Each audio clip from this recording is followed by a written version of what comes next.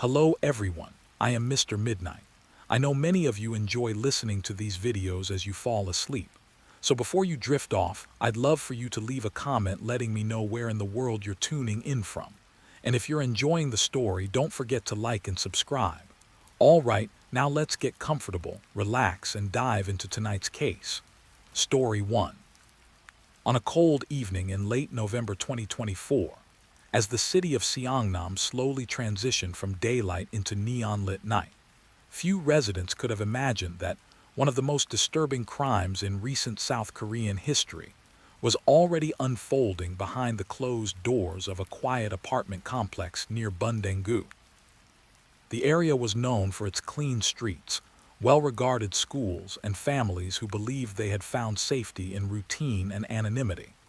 Yet that night would expose how obsession, resentment, and meticulous planning could penetrate even the most orderly environments. This is the story of the Han family, a story of terror endured in silence, of survival measured in minutes and decisions, and of a system forced to confront uncomfortable truths about fixation, mental deterioration, and the illusion of security in modern urban life. The Han family had lived in Bundae for nearly 15 years. Han Jun-seok, 49, was a senior software architect for a major South Korean technology firm, respected for his methodical thinking and steady leadership.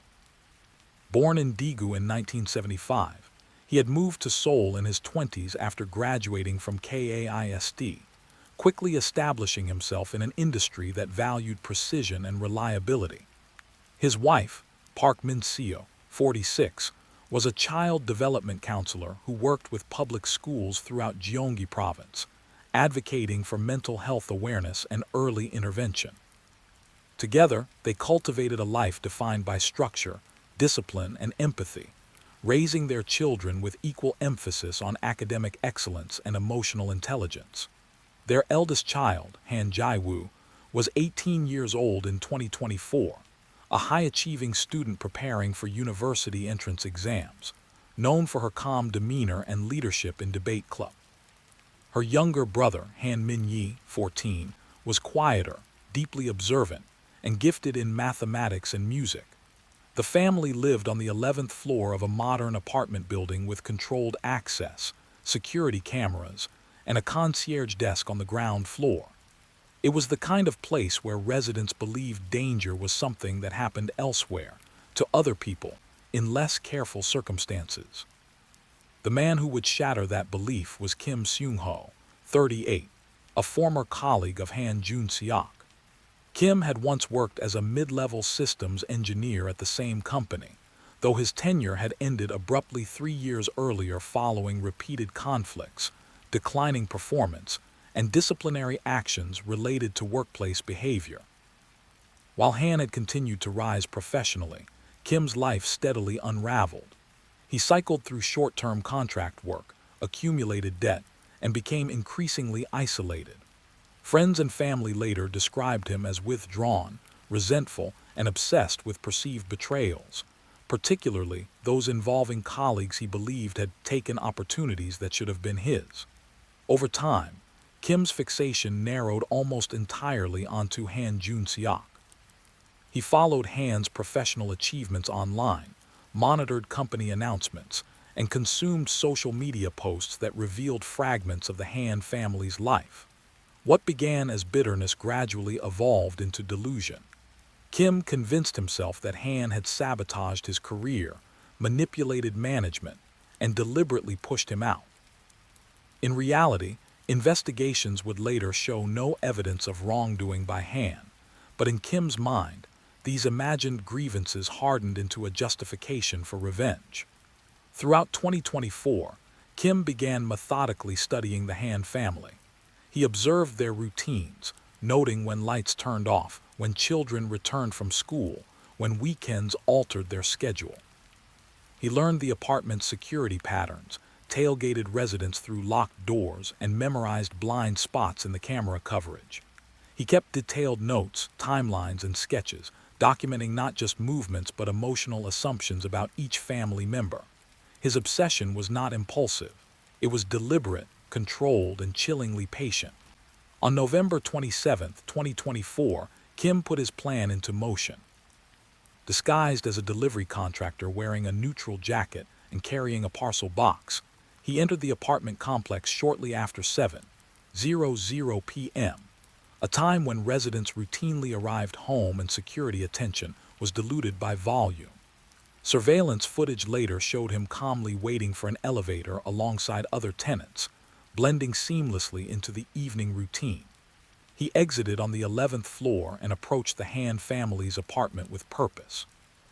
Inside, the family was engaged in ordinary life. Jun Seok was reviewing work documents at the dining table. Min Seo was preparing tea.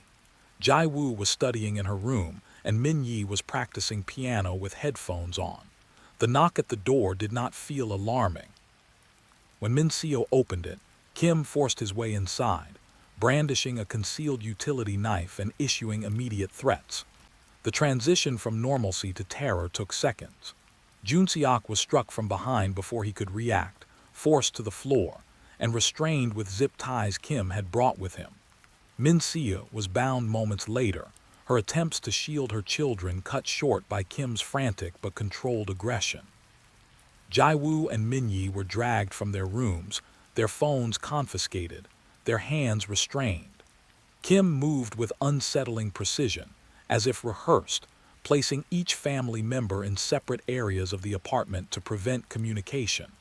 What followed was not a robbery in the conventional sense. Kim demanded access to digital accounts, personal devices, and confidential work files, but these demands were secondary to his real objective: control.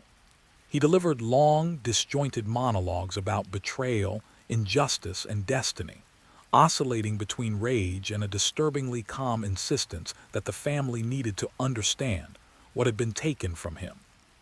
He paced the apartment, checking doors, windows, and his phone, repeatedly accusing the family of secretly contacting authorities despite having confiscated all devices.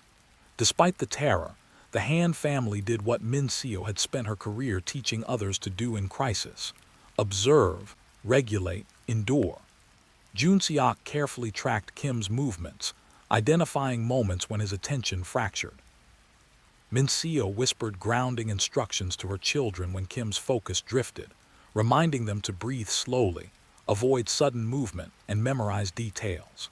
Jai Woo noticed that Kim became deeply absorbed when scrolling through his phone, replaying imagined conversations and rereading old messages. Min Yi identified the pattern of Kim checking the front door every 15 to 20 minutes, leaving a narrow window of opportunity. Outside the apartment, fate intervened quietly. A neighbor on the same floor reported suspicious noises to building security, describing shouting and unfamiliar movement. Security attempted to contact the apartment, but received no response. At 9:12 p.m., local police were notified for a welfare check. What officers would soon uncover was not a domestic dispute, but a meticulously planned hostage situation unfolding in real time. By the time police began discreet surveillance of the building, the Han family had been held captive for over 2 hours. Kim's behavior was becoming increasingly unstable. His speech accelerated, his paranoia intensified, and his fixation on imagined surveillance escalated. Yet he remained methodical enough to pose extreme danger. Negotiators were placed on standby. Tactical units began assessing entry points. Inside the apartment, the family understood something critical. Survival would depend not on resistance, but on patience, coordination, and waiting for the smallest possible mistake. As midnight approached, tension pressed into every corner of the apartment. The night outside remained deceptively calm, the city glowing as it always did, unaware that a family upstairs was silently preparing for the longest hours of their lives. By the time the clock on the kitchen wall ticked past midnight, the apartment had settled into a fragile rhythm of tension and exhaustion. Kim Seung-ho's initial adrenaline surge had begun to fade, replaced by an erratic oscillation between hypervigilance and emotional collapse. He sat at the dining table where Han Jun-seok had been working earlier, scrolling obsessively through his phone, muttering fragments of imagined conversations and rereading old company emails that he interpreted as coded insults. The knife rested beside his hand, close enough to serve as a reminder of power rather than a tool he intended to use at that moment. Junseok remained restrained on the living room floor, his wrists numb, his shoulders aching, yet his mind remained sharp, calculating distances, sounds, and timing. He counted Kim's breaths when he paced, the length of his pauses, the slight tremor in his hands whenever a distant siren echoed faintly through the sealed windows. Min Seo sat rigidly on the sofa, her body positioned instinctively between the hallway and where her children had been forced to sit on the floor near the piano. Though her hands were bound, her voice remained her most powerful instrument. She spoke softly whenever Kim's attention drifted, offering neutral acknowledgments, never contradicting him, never validating his delusions, but subtly grounding his emotional swings. Years of counseling work had taught her that confrontation would escalate the situation, while calm presence might slow it. She noticed that Kim responded positively to being listened to, even if the listening was an illusion carefully crafted to preserve their lives. Jaiwoo, though terrified, understood that panic would only fracture their fragile stability. She memorized every detail of Kim's face, the scar near his jawline, the way his eyes darted when he felt cornered, the cadence of his voice when anger tipped into despair. She silently rehearsed what she would say if given a chance to speak to police, repeating facts like a mantra to stay grounded. Minyi, younger but astonishingly perceptive, noticed that Kim avoided standing with his back to the windows and flinched at even the smallest mechanical noise from the building. He realized Kim feared being observed, feared exposure more than capture, and that fear might be exploited. At 12:37 a.m., the first direct attempt at contact was made. A building security officer called the apartment intercom under police instruction, using a rehearsed script that framed the call as a routine noise complaint. The sound pierced the apartment's stillness like a dropped glass. Kim sprang to his feet, knife in hand, his breathing suddenly sharp and shallow. He ordered everyone to stay silent, eyes wild as he pressed his ear against the door. The intercom rang again, unanswered. Kim ripped the intercom unit from the wall and hurled it into the kitchen, its plastic casing shattering across the floor. His paranoia surged, accusations spilling from him in a torrent, insisting that the family had signaled authorities, that this was all part of a larger plot against him. For several minutes, the situation teetered dangerously close to violence. Kim paced, shouting, then abruptly fell silent, crouching near the window to peer through a narrow gap in the curtains. Outside, police had begun quietly evacuating adjacent apartments, instructing residents to leave without drawing attention. The building, once full of life, was being hollowed out floor by floor, a silent operation unfolding beneath the night sky. Kim sensed the shift even without seeing it. His mind, already fractured, filled in the gaps with catastrophic assumptions. Inside, Min Seo seized the moment with careful precision. She spoke calmly, telling Kim that unexpected calls happened often in the building, that ignoring them was the safest choice, that reacting strongly would only draw attention. Her voice carried a steadiness that momentarily anchored him. He lowered the knife, his shoulders slumping as exhaustion crept in. Junseok caught Min Seo's eye, a fleeting exchange that conveyed both gratitude and warning. They knew this calm would not last. Shortly after 1:00 a.m., police negotiators initiated direct contact using a secure phone line routed through the building system, this time clearly identifying themselves. Kim's phone buzzed with an incoming call from an unknown number. He stared at the screen as if it were alive, suspicion and fear battling curiosity. When he finally answered, his voice was defensive, sharp, demanding explanations. The negotiator's tone was calm, non-threatening, introducing himself by first name only, acknowledging Kim's distress without validating his delusions. The conversation that followed was tense and uneven. Kim alternated between long rants about betrayal and abrupt silences, testing whether the negotiator would fill the void. The negotiator resisted the urge, allowing silence to do its work, encouraging Kim to talk, to vent, to slow his breathing. Each minute that passed without violence was a victory measured in heartbeats. Tactical units positioned themselves discreetly, mapping the apartment's layout based on building plans and information provided by the concierge.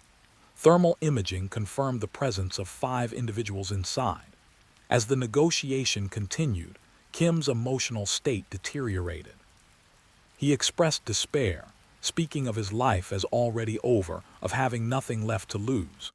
These statements triggered heightened alert among police, who recognized the danger of a suspect transitioning from grievance to perceived martyrdom. Inside the apartment, Jai-woo sensed the shift as well. Kim's voice softened, his movements slowed, but his eyes carried a dangerous finality. She realized that the greatest risk might come not from anger, but from hopelessness. At 1:46 a.m., Kim demanded proof that the negotiator was listening to him alone, insisting that cameras be turned off and officers withdraw. The negotiator acknowledged the request without promising compliance, redirecting the conversation toward Kim's immediate safety and the safety of the family. Kim responded by dragging Jun Seok closer to the front door, pressing the knife dangerously close to his neck as a demonstration of leverage. Min Seo's breath caught, but she forced herself to remain still, knowing that any sudden reaction could provoke disaster. Police adjusted their strategy. Negotiators slowed the conversation further, offering Kim small concessions that did not compromise safety, such as allowing him to sit near the window with the curtains partially closed. Time became their ally. Fatigue dulled Kim's reflexes, his grip on the knife loosening incrementally. Inside, the family endured in silence, muscles burning, minds racing, each second stretching impossibly long. By 2:30 a.m., Kim's speech slurred slightly, exhaustion evident.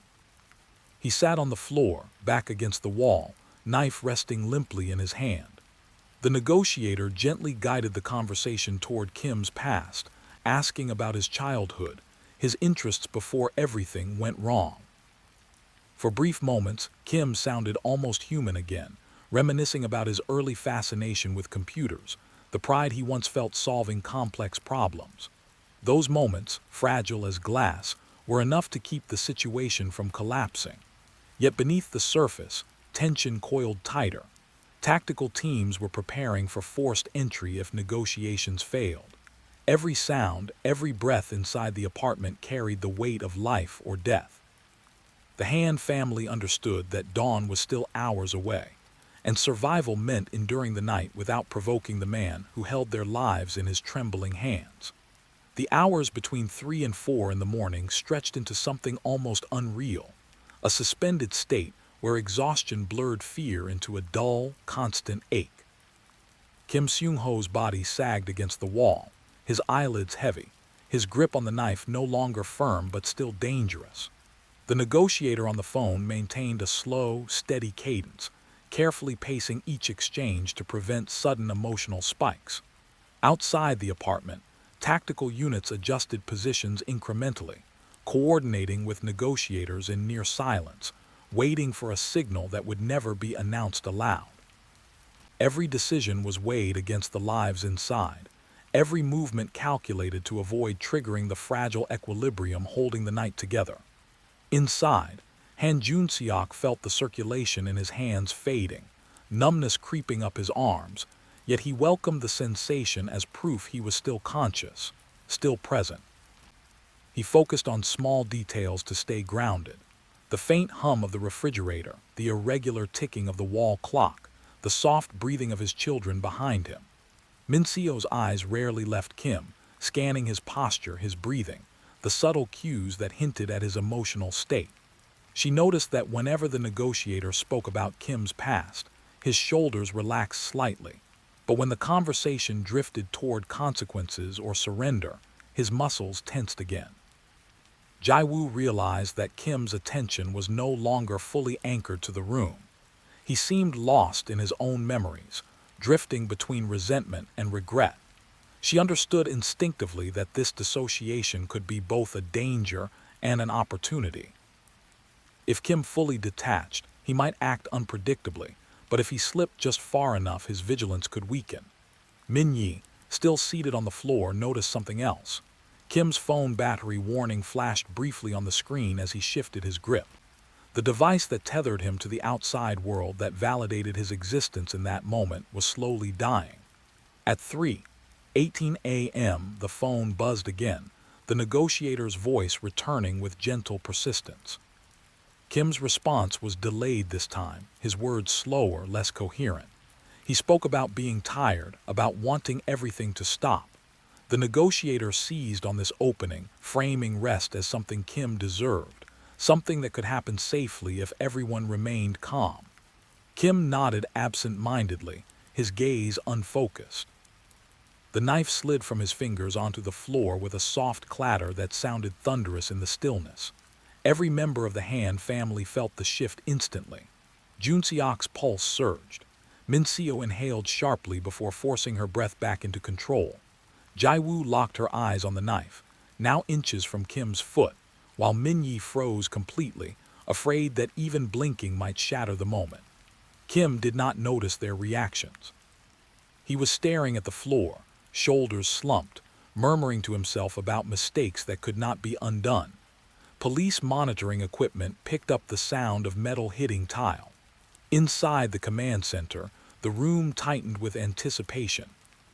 Tactical leaders exchanged silent looks, understanding that opportunities like this were fleeting and unpredictable. Negotiators subtly shifted strategy, keeping Kim engaged just long enough for fatigue to deepen. They spoke about water, about sitting comfortably, about breathing. Kim responded vaguely, his thoughts drifting. At 3:27 a.m., Kim attempted to stand and nearly lost his balance, catching himself against the wall. The sudden movement snapped him partially back into awareness. His eyes darted around the room, panic flashing as he realized he had let his guard down. He lunged toward the knife, but his movement was slower now, uncoordinated. Junseok, acting on instinct rather than plan, shifted his weight just enough to disrupt Kim's reach. It was a tiny movement, almost imperceptible, but it bought seconds that would change everything. In that instant, Kim's paranoia reignited. He shouted incoherently, accusing the family of plotting against him, his voice cracking with fear and rage. The negotiator spoke urgently but calmly, trying to de-escalate, but Kim's emotional spiral had gained momentum. He grabbed Jaiwoo by the arm, pulling her toward him, attempting to reassert control. Min-seo cried out despite herself, the sound raw and involuntary. That was the moment police had been preparing for.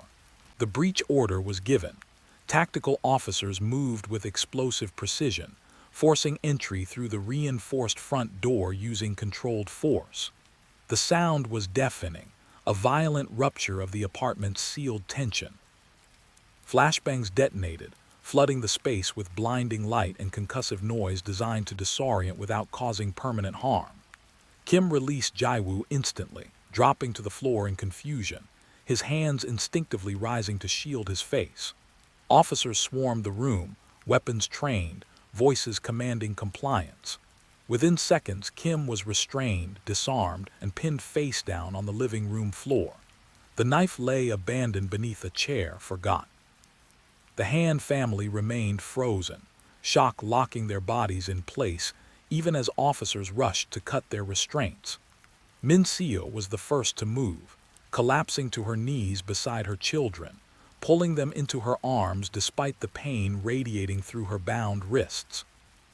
Junseok struggled to stand, his legs unsteady, his vision blurred, but he remained upright long enough to confirm that his family was alive. As Kim was escorted from the apartment, still dazed, still muttering fragmented accusations, dawn began to seep faintly into the sky beyond the windows. The night that had threatened to erase the Han family ended not with triumph, but with overwhelming relief and a dawning realization of what they had survived. Outside, paramedics waited, police lights flashing silently against the building's facade. The apartment that had once represented safety now bore the scars of violence and fear, its walls echoing with memories that would not fade easily. For the Han family, survival was only the beginning. In the hours after the breach, the apartment was transformed into a sterile landscape of evidence markers, flashing cameras, and low-voiced officials moving with procedural calm that contrasted sharply with the terror that had just unfolded. The Han family was escorted out separately, wrapped in blankets, their statements deferred until medical evaluations confirmed they were physically stable. Paramedics treated rope burns, bruises, and dehydration, but it was the invisible injuries that concerned clinicians most. Shock lingered heavily, manifesting in delayed reactions, trembling hands, and vacant stares that spoke of minds still trapped in the apartment's shadows. As dawn broke fully over Seongnam, the city resumed its routine, commuters flooding streets below, unaware that a family upstairs had just crossed the thin line between life and death. Kim Seung-ho was transported to a detention facility under heavy supervision, his demeanor alternating between emotional collapse and chilling detachment. During initial interrogation, he oscillated between claiming moral justification and expressing confusion about why the night had ended the way it did. Psychiatrists were called in almost immediately, noting signs of paranoid delusion, obsessive fixation, and severe depressive ideation.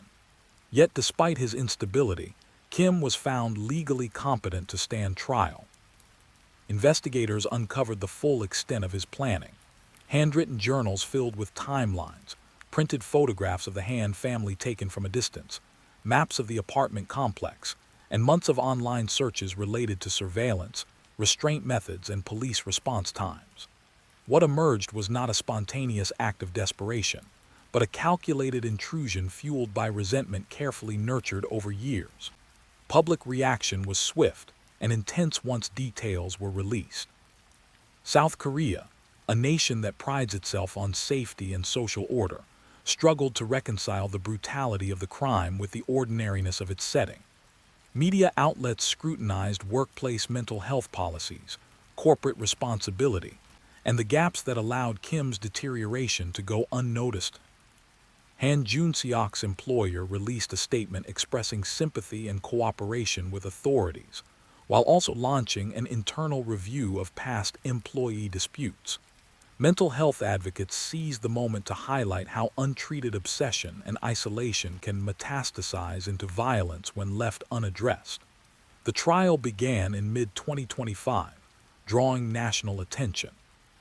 Prosecutors presented a meticulous case, reconstructing the night minute by minute through surveillance footage, audio recordings from negotiations, and testimony from officers and medical professionals. The Han family testified behind protective screens, their voices steady but their words heavy with memory. Jae-woo described the moment she believed she would not see another morning. Min-yi spoke quietly about listening to Kim breathe, counting seconds to distract himself from fear. Min-si addressed the court with composure that belied the trauma beneath, emphasizing not vengeance but accountability. Jun-seok's testimony was brief, factual, and devastating in its restraint.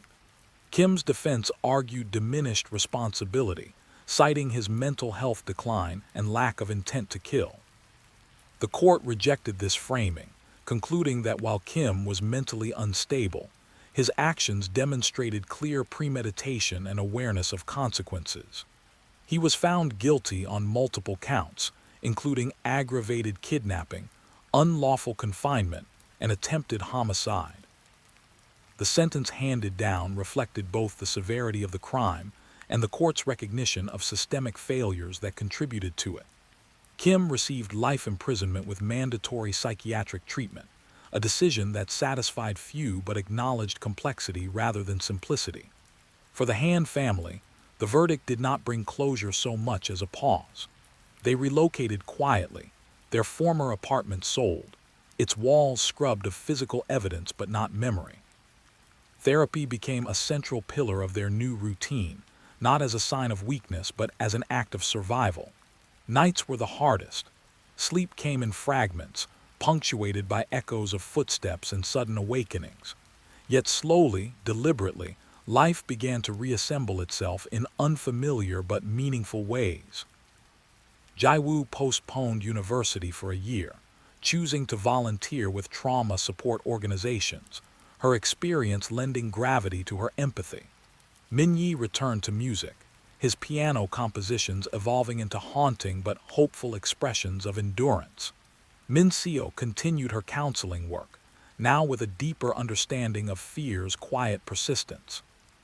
Junseok reduced his workload, prioritizing presence over productivity, measuring success not in promotions but in shared meals and unhurried conversations. The story of that night faded from headlines, as stories always do, replaced by new tragedies and fleeting outrage. But within the Han family, it remained a living memory, not as a source of paralysis, but as a testament to resilience. They did not emerge unbroken, but they emerged together, carrying forward a truth that statistics and reports could never fully capture.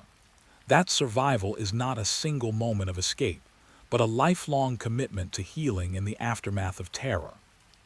And in a city that never truly sleeps, behind countless apartment doors where ordinary lives unfold, their story lingered as a quiet warning and a fragile hope. That vigilance matters, that listening matters, and that even in the darkest hours, human endurance can outlast the violence that seeks to erase it. Story 2. On a cold February evening in 2024, the quiet river town of Ashford, Pennsylvania, settled into its usual rhythm of early dinners, dim porch lights, and the distant hum of freight trains sliding through the valley. It was the kind of place where people still waved at neighbors by name, where high school football games doubled as community reunions, and where violent crime was something that happened elsewhere, on cable news or in cities too far away to imagine. That illusion shattered just after midnight on February 18th, when a single 911 call cracked open a story that would unravel not just a family, but an entire system meant to protect them.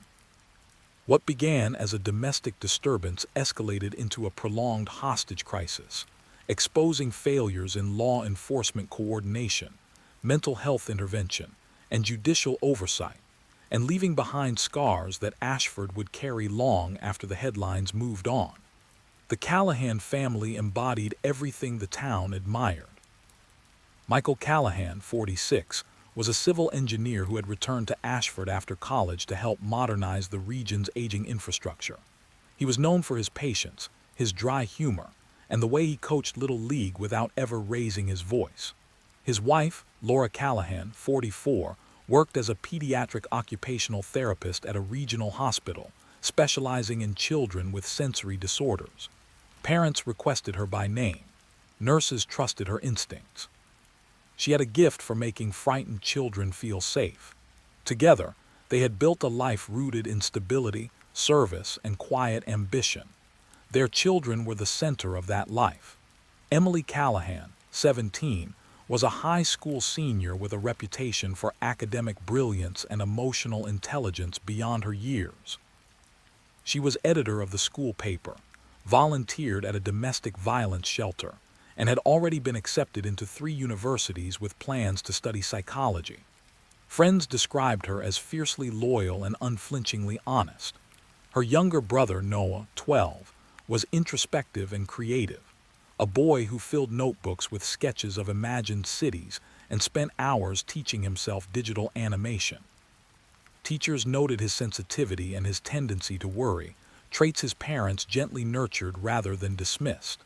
The Callahans' home sat on a bend of Willow Creek Road, a renovated farmhouse with warm light spilling from its windows most nights. It was not extravagant, but it was open, welcoming, and often filled with conversation. That openness, that sense of safety, would become its greatest vulnerability. Unbeknownst to the Callahans, someone had been watching their lives unfold from the margins for years. Daniel Mercer, 39, had once been part of their orbit, though never fully within it. A former subcontractor on one of Michael's early engineering projects, Daniel had initially impressed colleagues with his technical skill and attention to detail. But over time, patterns emerged. conflicts with supervisors, missed deadlines, increasingly erratic behavior. By 2018, Daniel had been terminated from multiple contracts across the county. He blamed everyone but himself. Daniel's life began unraveling in ways that went largely unnoticed by institutions designed to intervene.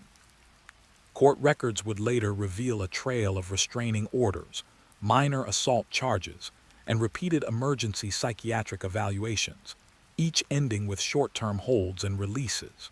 He cycled through temporary housing, unstable employment, and online forums steeped in grievance and paranoia. His fixation on perceived injustices hardened into an ideology where he was always the victim, always owed something that had been stolen from him. Michael Callahan became one of those imagined thieves. In Daniel's mind, Michael represented the life he believed had been denied to him: professional respect, family stability, social belonging. What had begun as resentment quietly evolved into obsession. Daniel followed Michael's online presence, tracked public records, memorized routines. He learned Laura's work schedule. He noted when Emily stayed late at school. He noticed Noah's solitary walks to the bus stop. None of this triggered alarms because no one was looking for patterns until it was too late. In the months leading up to February 2024, Daniel's behavior escalated. Neighbors in his apartment complex reported hearing shouting at all hours, furniture being overturned, long stretches of silence followed by frantic activity. Police responded to multiple welfare checks, each concluding with Daniel insisting he was fine, articulate enough to pass brief assessments, just stable enough to fall through the cracks again. On the evening of February 17th, Ashford police logged a routine noise complaint at Daniel's residence. Officers noted agitation but no immediate threat. He was advised to calm down. No report was filed. Less than 4 hours later, Daniel would be inside the Callahan home. The precise moment of entry would later become a point of contention during trial. Prosecutors argued Daniel had broken in shortly after 11:30 p.m., using a side door lock he had previously tampered with during a supposed neighborhood repair job months earlier. Defense attorneys claimed the door had been unlocked. What is undisputed is that by the time the family realized someone was inside their house, Daniel had already positioned himself between them and any possible escape. Michael was the first to encounter him. Awakened by a sound that didn't belong, he stepped into the hallway and was immediately struck from behind. The blow fractured his skull but did not render him unconscious. He collapsed, dazed and bleeding, unable to speak. Laura, hearing the noise, rushed from the bedroom and was confronted with a sight that would haunt her for the rest of her life. Daniel stood over her husband, holding a metal pipe, his expression calm, almost relieved. The children were forced into the living room, ordered to sit, to stay quiet, to listen. Daniel told them this was not a robbery. He told them he needed them to understand what had been done to him.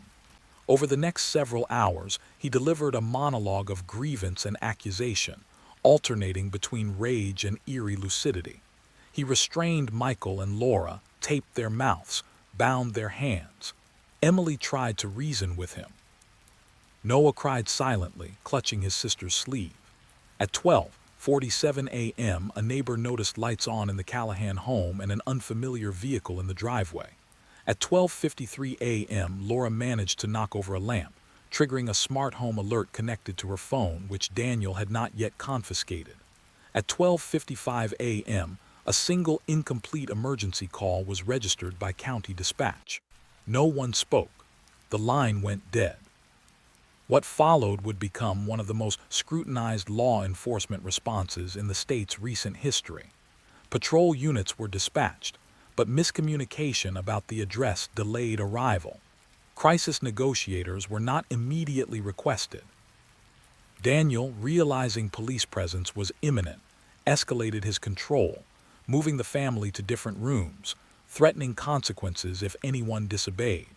He spoke of being unheard, of needing witnesses, of how this night would finally make people listen. By the time the first officers arrived on Willow Creek Road, the situation inside the house had reached a breaking point. And in the hours that followed, decisions made under pressure would determine who lived, who died, and how Ashford would remember that winter night forever. By the time the first patrol cruiser rolled to a stop at the end of Willow Creek Road at 1:18 a.m., the house appeared deceptively calm. From the outside, nothing suggested the terror unfolding within. Lights glowed softly through drawn curtains. No shouting could be heard. No movement was visible. Officers approached cautiously, radios crackling with fragmented information that had already begun to diverge. One unit believed it was a possible burglary in progress. Another thought it might be a domestic disturbance. The incomplete 911 call had been logged as a dropped connection, its urgency diluted by the absence of audible distress. Those early misunderstandings would shape everything that followed. Inside, Daniel Mercer had felt the shift in the air long before the police arrived. The distant sound of tires on gravel, the faint reflection of headlights on the far wall, confirmed what he already suspected. His agitation sharpened into something colder. He paced, muttering to himself, rehearsing arguments that no one was there to hear. He tied Laura and Michael more tightly, ignoring Michael's groan of pain as pressure reopened the wound on his head. Emily tried again to speak, choosing her words with care, framing her pleas in the language of understanding she had learned through years of volunteering at crisis centers. Daniel listened for a moment, his expression unreadable, then told her quietly that she was very smart, and that smart people still didn't understand how the world really worked. Outside, officers attempted to establish contact by phone. Calls went unanswered. A knock at the front door echoed hollowly through the entryway, sending Noah into a silent panic. Daniel responded by herding the family into the basement, a partially finished space cluttered with storage boxes and old furniture. He positioned them against the far wall and instructed them to sit, reminding them again that everything depended on their cooperation. Above them, officers debated next steps, still unsure of the scale of the threat. At 1:41 a.m., a supervising sergeant arrived and requested additional units. The possibility of a barricaded subject was raised, but without confirmation of hostages, the situation remained in procedural limbo. Crisis negotiators were placed on standby rather than deployed. The assumption, later criticized heavily, was that patience would de-escalate the situation. Inside the basement, time stretched and warped. Daniel oscillated between confession and accusation, detailing perceived betrayals, workplace slights, imagined conspiracies. He spoke of Michael by name, recounting projects from years earlier, misremembered meetings, conversations that had never occurred. Laura listened, cataloging details in her mind, searching for leverage, for anything that might anchor Daniel to the present moment. Michael drifted in and out of consciousness, his breathing shallow, his vision blurred. Emily focused on Noah, whispering reassurance, encouraging him to count his breaths, to think of anything but the concrete floor beneath them. At 2:09 a.m., a neighbor approached officers with new information, reporting that Daniel Mercer had once lived nearby and had a history of violent behavior. The name triggered recognition among some officers, but by then, valuable time had already passed. Records confirmed prior arrests, psychiatric holds, and restraining orders, all expired, all technically resolved. Nothing legally prevented Daniel from being free. Nothing on paper indicated imminent danger. When police attempted a second knock, Daniel responded this time, shouting through the door that he was armed and that any attempt to enter would end badly. The statement shifted the classification of the incident instantly. A perimeter was established. Tactical units were requested. Negotiators were finally called in. But escalation outside mirrored escalation inside. Daniel's voice grew louder, more erratic. He accused police of being part of the same system that had ruined him. He demanded to speak to someone who mattered, someone who could actually listen. Negotiations began at 2:34 a.m. via phone. Daniel spoke at length, dominating the conversation, steering it away from solutions and toward validation. He insisted that the Callahans hear everything, that they understand why this was happening to them. When negotiators attempted to focus on safety, Daniel accused them of lying. He moved the family again, this time back upstairs, positioning them near windows so they could hear police radios and footsteps. It was a calculated move, intended to keep everyone off balance. At 3:12 a.m., Emily saw an opportunity. Daniel had set the phone down momentarily, distracted by a voice outside. She shifted slightly, nudging a framed photo from a side table. It shattered loudly on the floor. Daniel reacted instantly, striking Michael again, this time with enough force to draw a scream from Laura despite the tape over her mouth. Emily froze, guilt crashing over her, her attempt at resistance having only worsened their situation. Outside, officers heard the noise and misinterpreted it as a sign of movement toward escape. Tactical planning accelerated. Options were discussed rapidly, imperfectly. No visual confirmation of hostages was obtained. Drone deployment was considered but delayed due to weather conditions and policy constraints. Every decision was bounded by uncertainty. Inside the house, Daniel's resolve hardened. He told the family that if this was going to end, it would end on his terms. He spoke of legacy, of being remembered, of forcing the world to confront what it had ignored. Laura recognized the shift immediately. This was no longer about grievance. It was about control over the ending. At 3:47 a.m., negotiators attempted to push for proof of life. Daniel refused. Instead, he sent a photograph taken moments earlier, showing Emily and Noah bound, their faces pale, their fear unmistakable.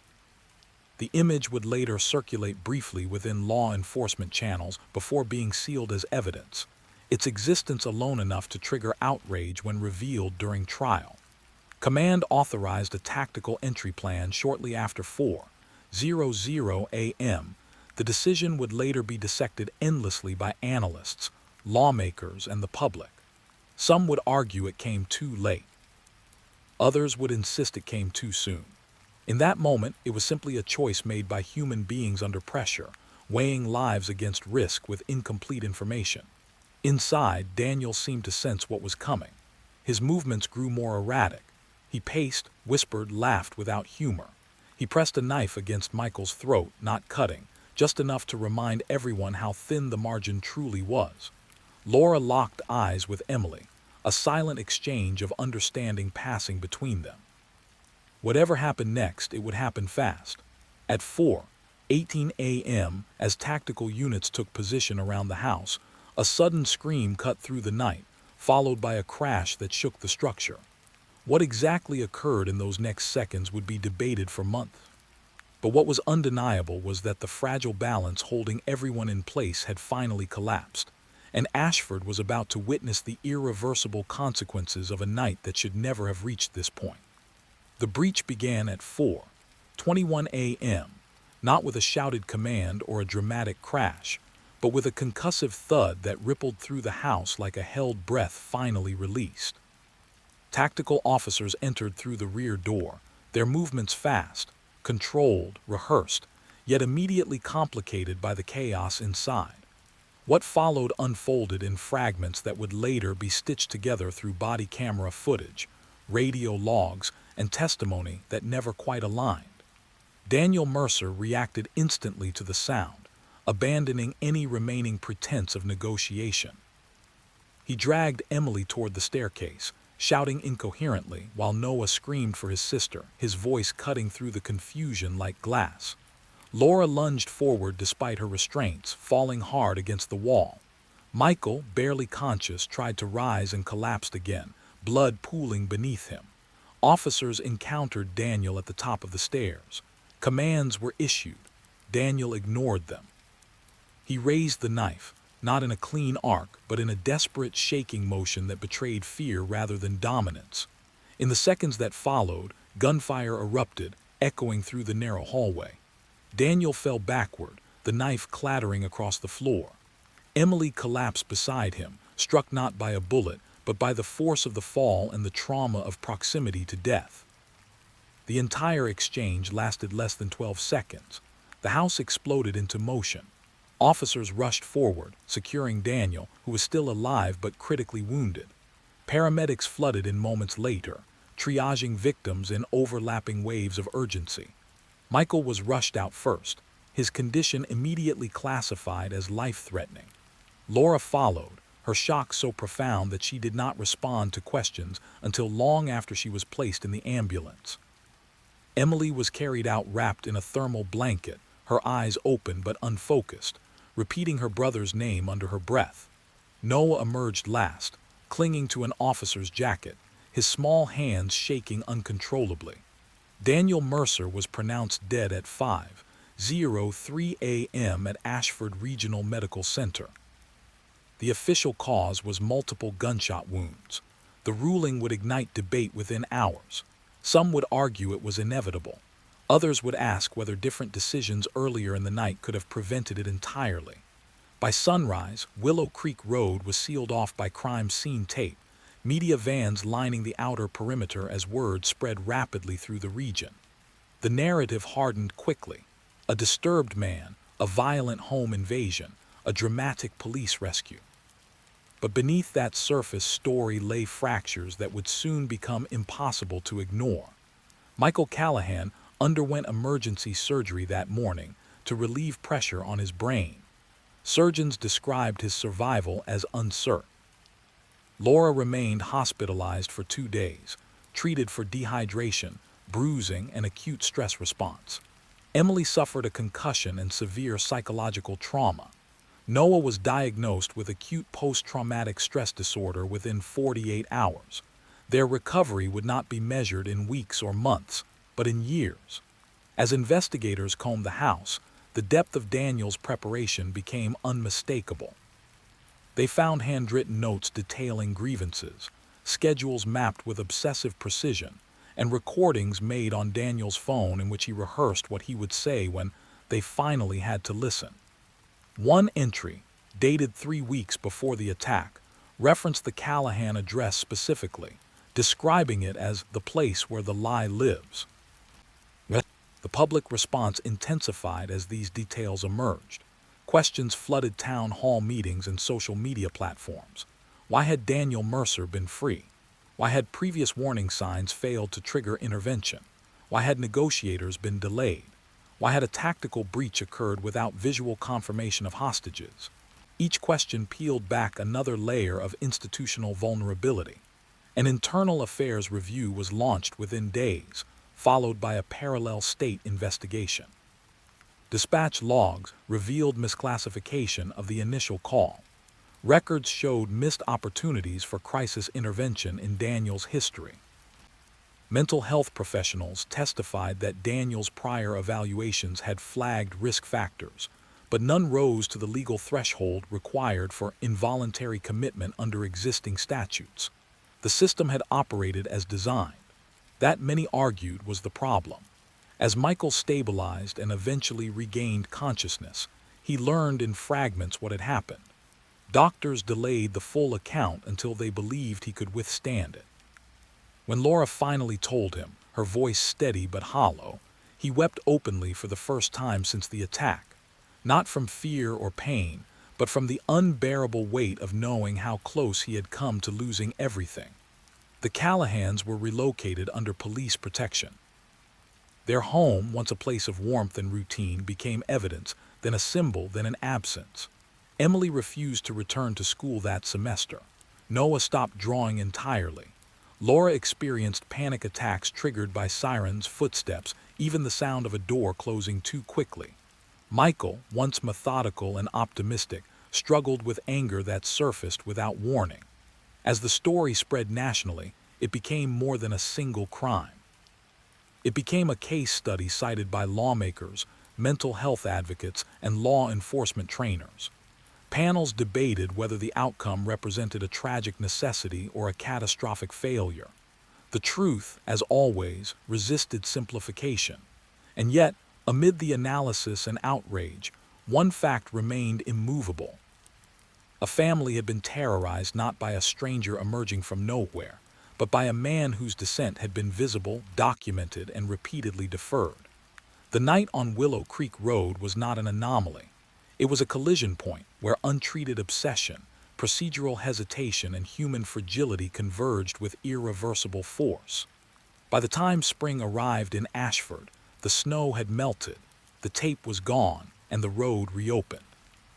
But for those who lived through that night, and for a town forced to reckon with what safety truly means, nothing had returned to normal. The story was no longer about what happened inside one house. It was about everything that had happened before it, and everything that would change because of it. In the months that followed the night on Willow Creek Road, Ashford entered a prolonged state of reckoning that reached far beyond the Callahan family. The official investigations moved slowly, deliberately, constrained by procedure and political pressure. Body camera footage was reviewed frame by frame. Dispatch transcripts were parsed for tone and timing. Supervisors were questioned under oath about decisions made in minutes that would now be debated for years. The final state report, released in late 2024, stopped short of assigning individual blame but acknowledged systemic failures in communication, threat assessment, and mental health intervention. It concluded that Daniel Mercer's actions were not foreseeable in isolation, but were tragically predictable when viewed in aggregate, a phrase that would be quoted repeatedly by critics who argued that predictability without prevention was its own form of negligence. The release of the report reignited public anger. Vigils were held not only for the Callahan family, but for others whose names were added to the conversation, victims of violence linked to untreated mental illness and institutional inaction. Lawmakers faced mounting pressure to respond. By early 2025, Pennsylvania legislators introduced a series of bills aimed at closing gaps exposed by the case, including expanded authority for emergency mental health holds, mandatory cross-agency reporting for individuals with repeated crisis contacts, and revised protocols for classifying incomplete emergency calls. The measures passed narrowly, their supporters calling them overdue, their critics warning of civil liberties erosion. The Callahan case became the fulcrum upon which the debate turned. For the Callahan family, the legislative momentum offered little comfort in the daily work of survival. Michael underwent months of rehabilitation to recover cognitive function affected by his head injury. He relearned patience in a new way, measured not by project timelines, but by the slow return of concentration and emotional regulation. Laura left her hospital position, unable to work in an environment where alarms and urgent voices triggered uncontrollable panic. She redirected her expertise toward trauma-informed care, quietly consulting for clinics seeking to better support families like her own. Emily eventually returned to school, but her path diverged sharply from the one she had envisioned. She changed her intended major, shifting from psychology to public policy, determined to understand the structures that had failed them. Her essays, when they later circulated beyond campus, were notable not for anger but for clarity, for the way she refused to let the story collapse into simple villains and heroes. Noah's recovery followed a different arc. Words came slowly. Drawing returned cautiously. With time and intensive therapy, his imagined cities reappeared, altered but intact, filled now with wider streets and brighter windows, places where danger could be seen coming. The house on Willow Creek Road was eventually sold, its history disclosed but softened in language that could never capture reality. New owners repainted the walls, replaced the doors, planted trees where police vehicles had once lined the street. Life moved forward as it always does, indifferent to memory. Yet for longtime residents, the address retained a weight that could not be erased.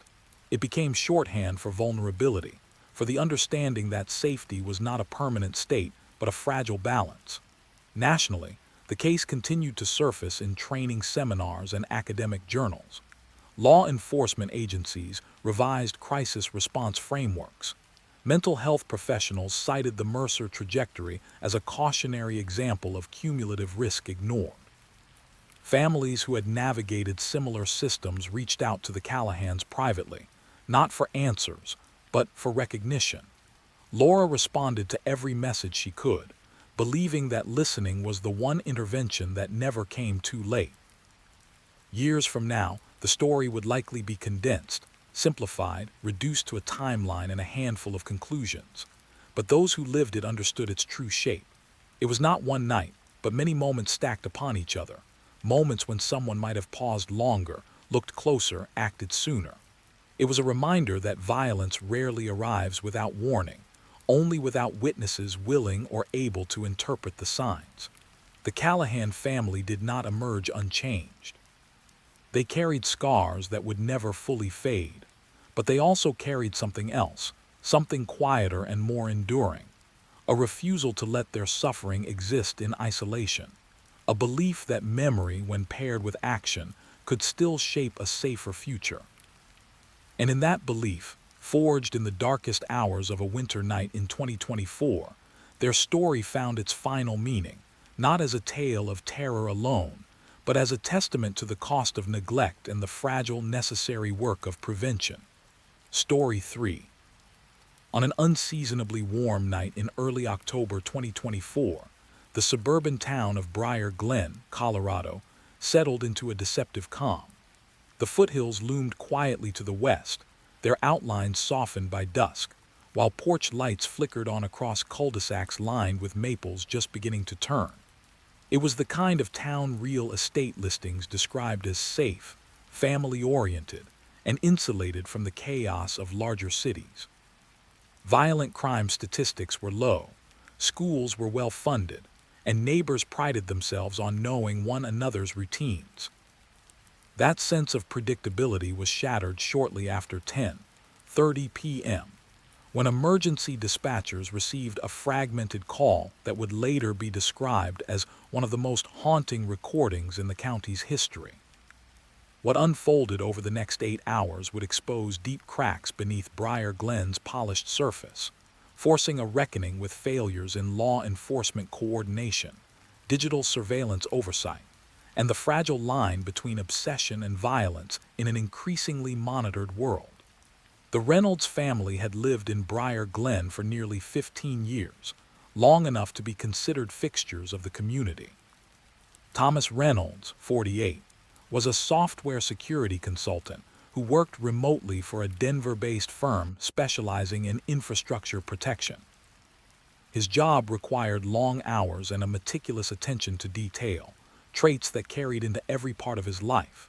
Friends described him as reserved but dependable, the kind of person who fixed neighbors, Wi-Fi issues without being asked, and never missed a school event. His wife, Claire Reynolds, 45, was a landscape architect whose designs shaped much of Briar Glen's public spaces. She believed outdoor environments could heal, that beauty and order mattered, especially for children. Their children were at the center of that belief. Ava Reynolds, 16, was a junior at Briar Glen High School, known for her academic rigor and quiet confidence.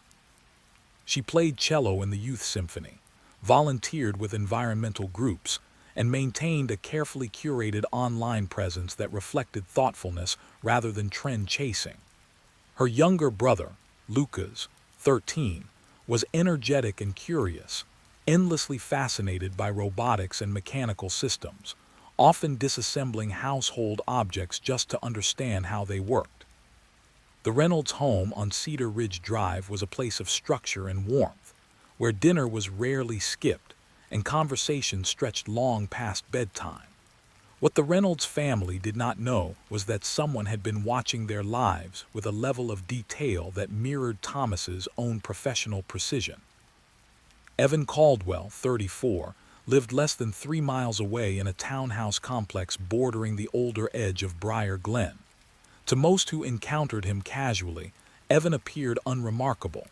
He worked sporadically as a freelance IT technician, drifting between short-term contracts. He was intelligent, articulate, and capable of charm when it suited him. But beneath that surface lay a pattern of fixation that had gone largely undetected by systems designed to intervene only when danger became explicit. Evan's connection to the Reynolds family began indirectly. In 2021, He had been contracted to assist with a network upgrade for a homeowners association that included Cedar Ridge Drive. During that time, he encountered Thomas briefly, observing not just his technical competence but his authority within the community. Evan interpreted that authority through the lens of his own frustrations. Court records would later reveal a history of grievances against former employers, accusations of intellectual theft, and a growing belief that others were benefiting unfairly from his ideas. Thomas Reynolds, in Evan's mind, became a symbol of everything he felt denied. Over the next 2 years, Evan's interest shifted from professional resentment to personal obsession.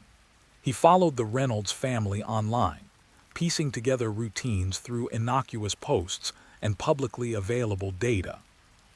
Ava's orchestra performances, Lucas's robotics competitions, Claire's design projects featured in local magazines, Thomas's occasional professional webinars. None of it was hidden. All of it, taken together, formed a map of their lives. Neighbors later reported seeing Evan's vehicle parked intermittently near Cedar Ridge Drive, though at the time it raised no concern. In a town where people walked dogs at all hours and contractors came and went regularly, presence alone was not suspicious.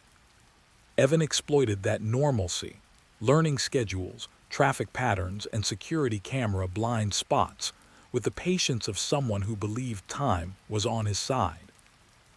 In the months leading up to October 2024, Evan's behavior escalated in ways that brushed against institutional thresholds without ever crossing them decisively.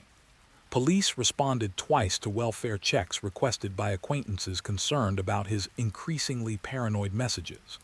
Each time, Evan presented as coherent, frustrated but not delusional enough to warrant involuntary intervention. He spoke of being surveilled, of ideas stolen, of needing to reclaim control over his narrative. The reports were filed. No further action was taken. On the evening of October 6th, Evan began preparing in earnest.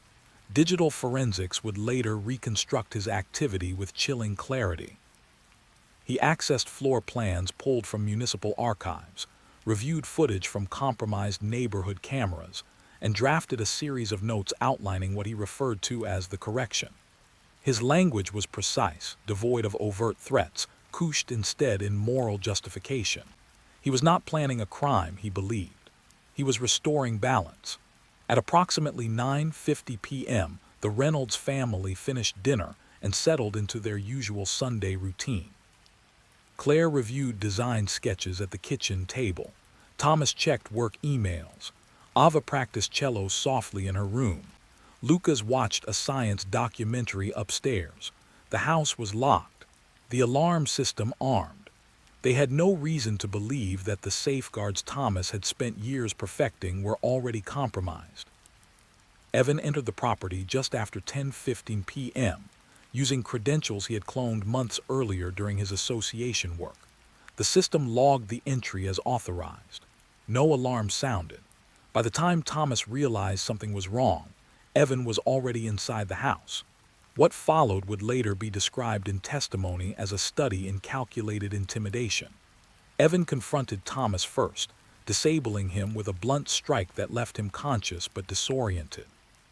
He restrained Claire next, binding her hands with practiced efficiency. Ava and Lucas were forced into the living room, where Evan addressed them calmly, explaining that this was not random, that this was necessary. He instructed them to listen carefully because understanding was part of the process. At 10:32 p.m., Ava managed to trigger a silent emergency alert embedded in her phone case, a feature her father had insisted on after attending a workplace security seminar. The signal reached county dispatch as an incomplete data packet, flagged but not prioritized. Seconds later, the phone was taken from her. The Reynolds family was moved room to room as Evan spoke, alternating between rehearsed monologues and sudden, volatile shifts in tone. He spoke of systems failing him, of being erased, of needing witnesses who could not look away. Claire recognized the danger immediately, the way his need for validation eclipsed concern for consequences. Thomas struggled against his restraints, his mind racing not for escape, but for delay. At 11:04 p.m., a neighbor's security camera captured Evan repositioning a vehicle in the Reynolds driveway. At 11:07 p.m., a second emergency signal was registered, this time a partial voice transmission cut off mid-sentence. Dispatch logged it as a possible domestic disturbance. Units were assigned, but delayed due to a higher priority call in a neighboring district. Inside the Reynolds home, tension tightened with every passing minute. Evan's control depended on momentum, on keeping everyone focused inward rather than outward. He spoke now of endings, of moments that define legacies. Ava watched his hands carefully, noting tremors that betrayed exhaustion beneath certainty. Lucas clutched his sister's sleeve, silent tears streaking his face. By the time the first patrol unit turned onto Cedar Ridge Drive at 11:29 p.m., the situation inside the house had already crossed a threshold from which there would be no easy return.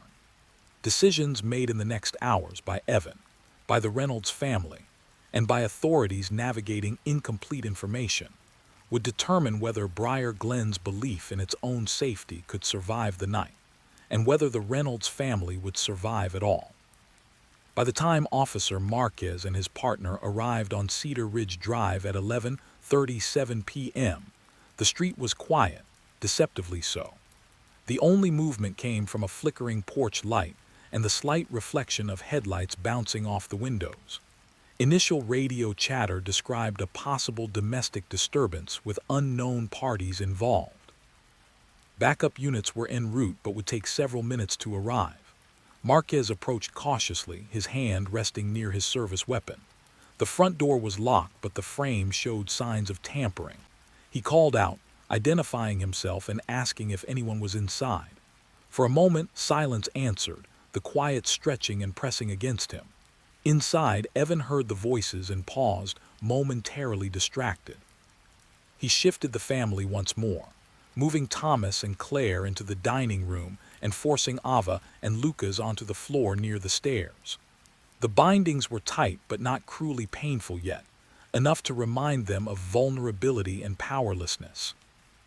Evan spoke calmly, almost conversationally, detailing what he considered the moral failings of their lives, and insisting that understanding the consequences of others' inaction was part of their responsibility. His voice wavered occasionally, betraying exhaustion beneath the precise cadence he tried to maintain. The children, terrified, whispered questions that went unanswered. Every second that passed tightened the knot of fear in the room. Marquez continued calling, repeating his identification, and requesting that the occupants open the door. He heard a faint shuffle inside, a murmur of voices, but no clear response. Dispatch attempted to contact him via radio to confirm the situation, but line interference caused fragmented communication. Marquez requested additional units, specifying a potential hostage scenario, though the precise nature was still unknown.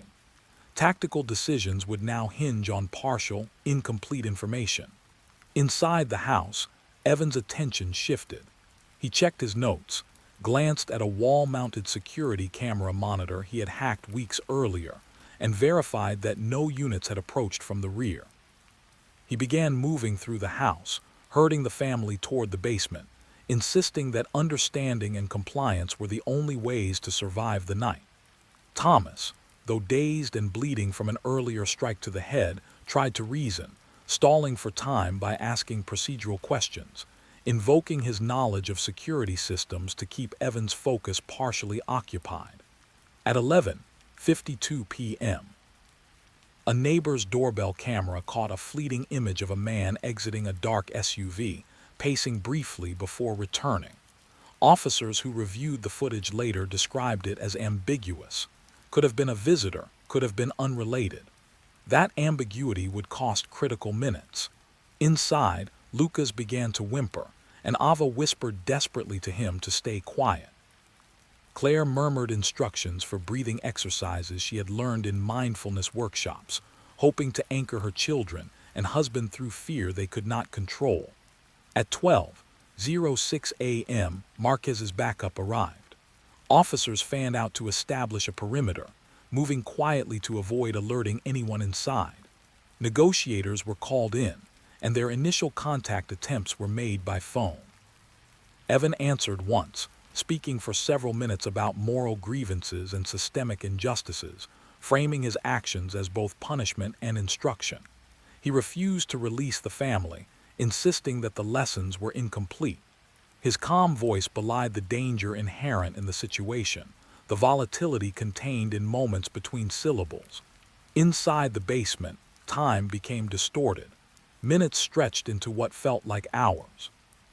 Thomas tried again to reason with Evan, this time appealing to empathy, to shared humanity, but Evan deflected, reminding him that morality was secondary to responsibility and consequence.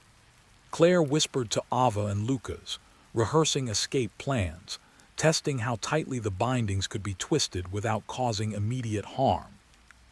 Every sound upstairs, the murmur of voices, a floorboard creaking, triggered flinches and panic, reinforcing Evan's psychological dominance.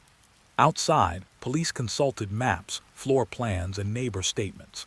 They debated entry points, weighed risk versus urgency, and considered deploying drones and K-9 units. All decisions were made with partial visibility, each scenario carrying potential lethal consequences. The dispatcher received another fragmented alert from Ava's phone, but once again, the message was incomplete. It was logged but not prioritized for immediate tactical use.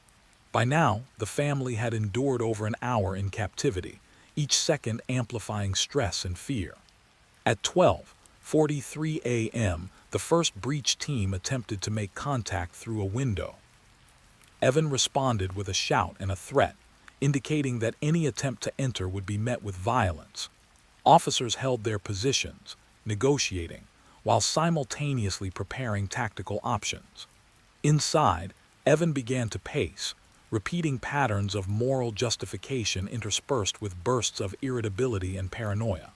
He forced the family to move from room to room, reinforcing control while subtly testing the perimeter for weaknesses. By 1:15 a.m., negotiators managed to engage Evan in a longer dialogue. He spoke for over 20 minutes, recounting grievances in detail, shifting from personal to systemic complaints. He referenced Thomas specifically, claiming prior offenses and perceived slights. Every word was calculated to delay, to maintain dominance, to reinforce the perception that the family's fate rested entirely in his hands. Each attempt by officers to redirect him toward safety was met with deflection, justification, and subtle threats. The night deepened. Fatigue set in for both captor and captives. Thomas's head wound throbbed. Claire's hands ached from restraint. Lucas's sobs had become quiet whimpers. Ava's breathing was shallow but controlled. Each member of the Reynolds family relied on mental fortitude and a fragile alliance, silently coordinating to exploit any opportunity for survival. Outside, law enforcement maintained perimeter control, simultaneously strategizing for the inevitable breach while monitoring the risk of escalation.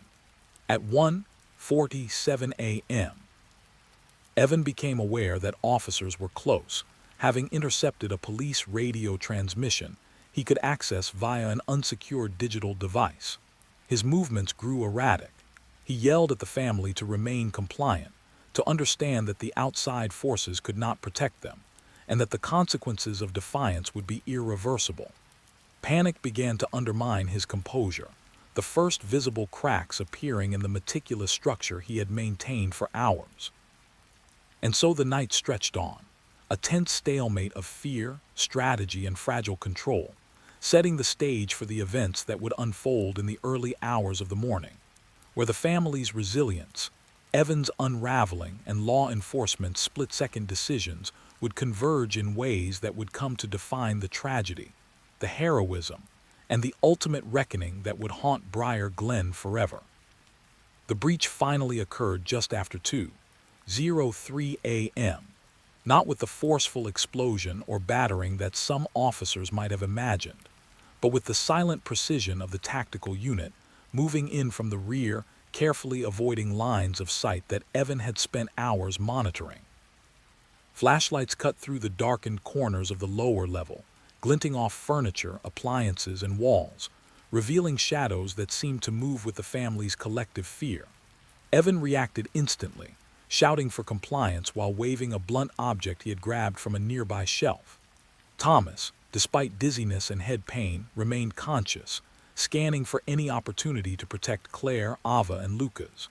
The family huddled together, silent and tense, waiting for the chaos to erupt. Officers shouted commands that reverberated through the basement, their words precise, controlled, intended to dominate the room without endangering the hostages. Evan's composure cracked almost immediately. He swung at Thomas, who ducked instinctively, but the impact sent him sprawling across the floor.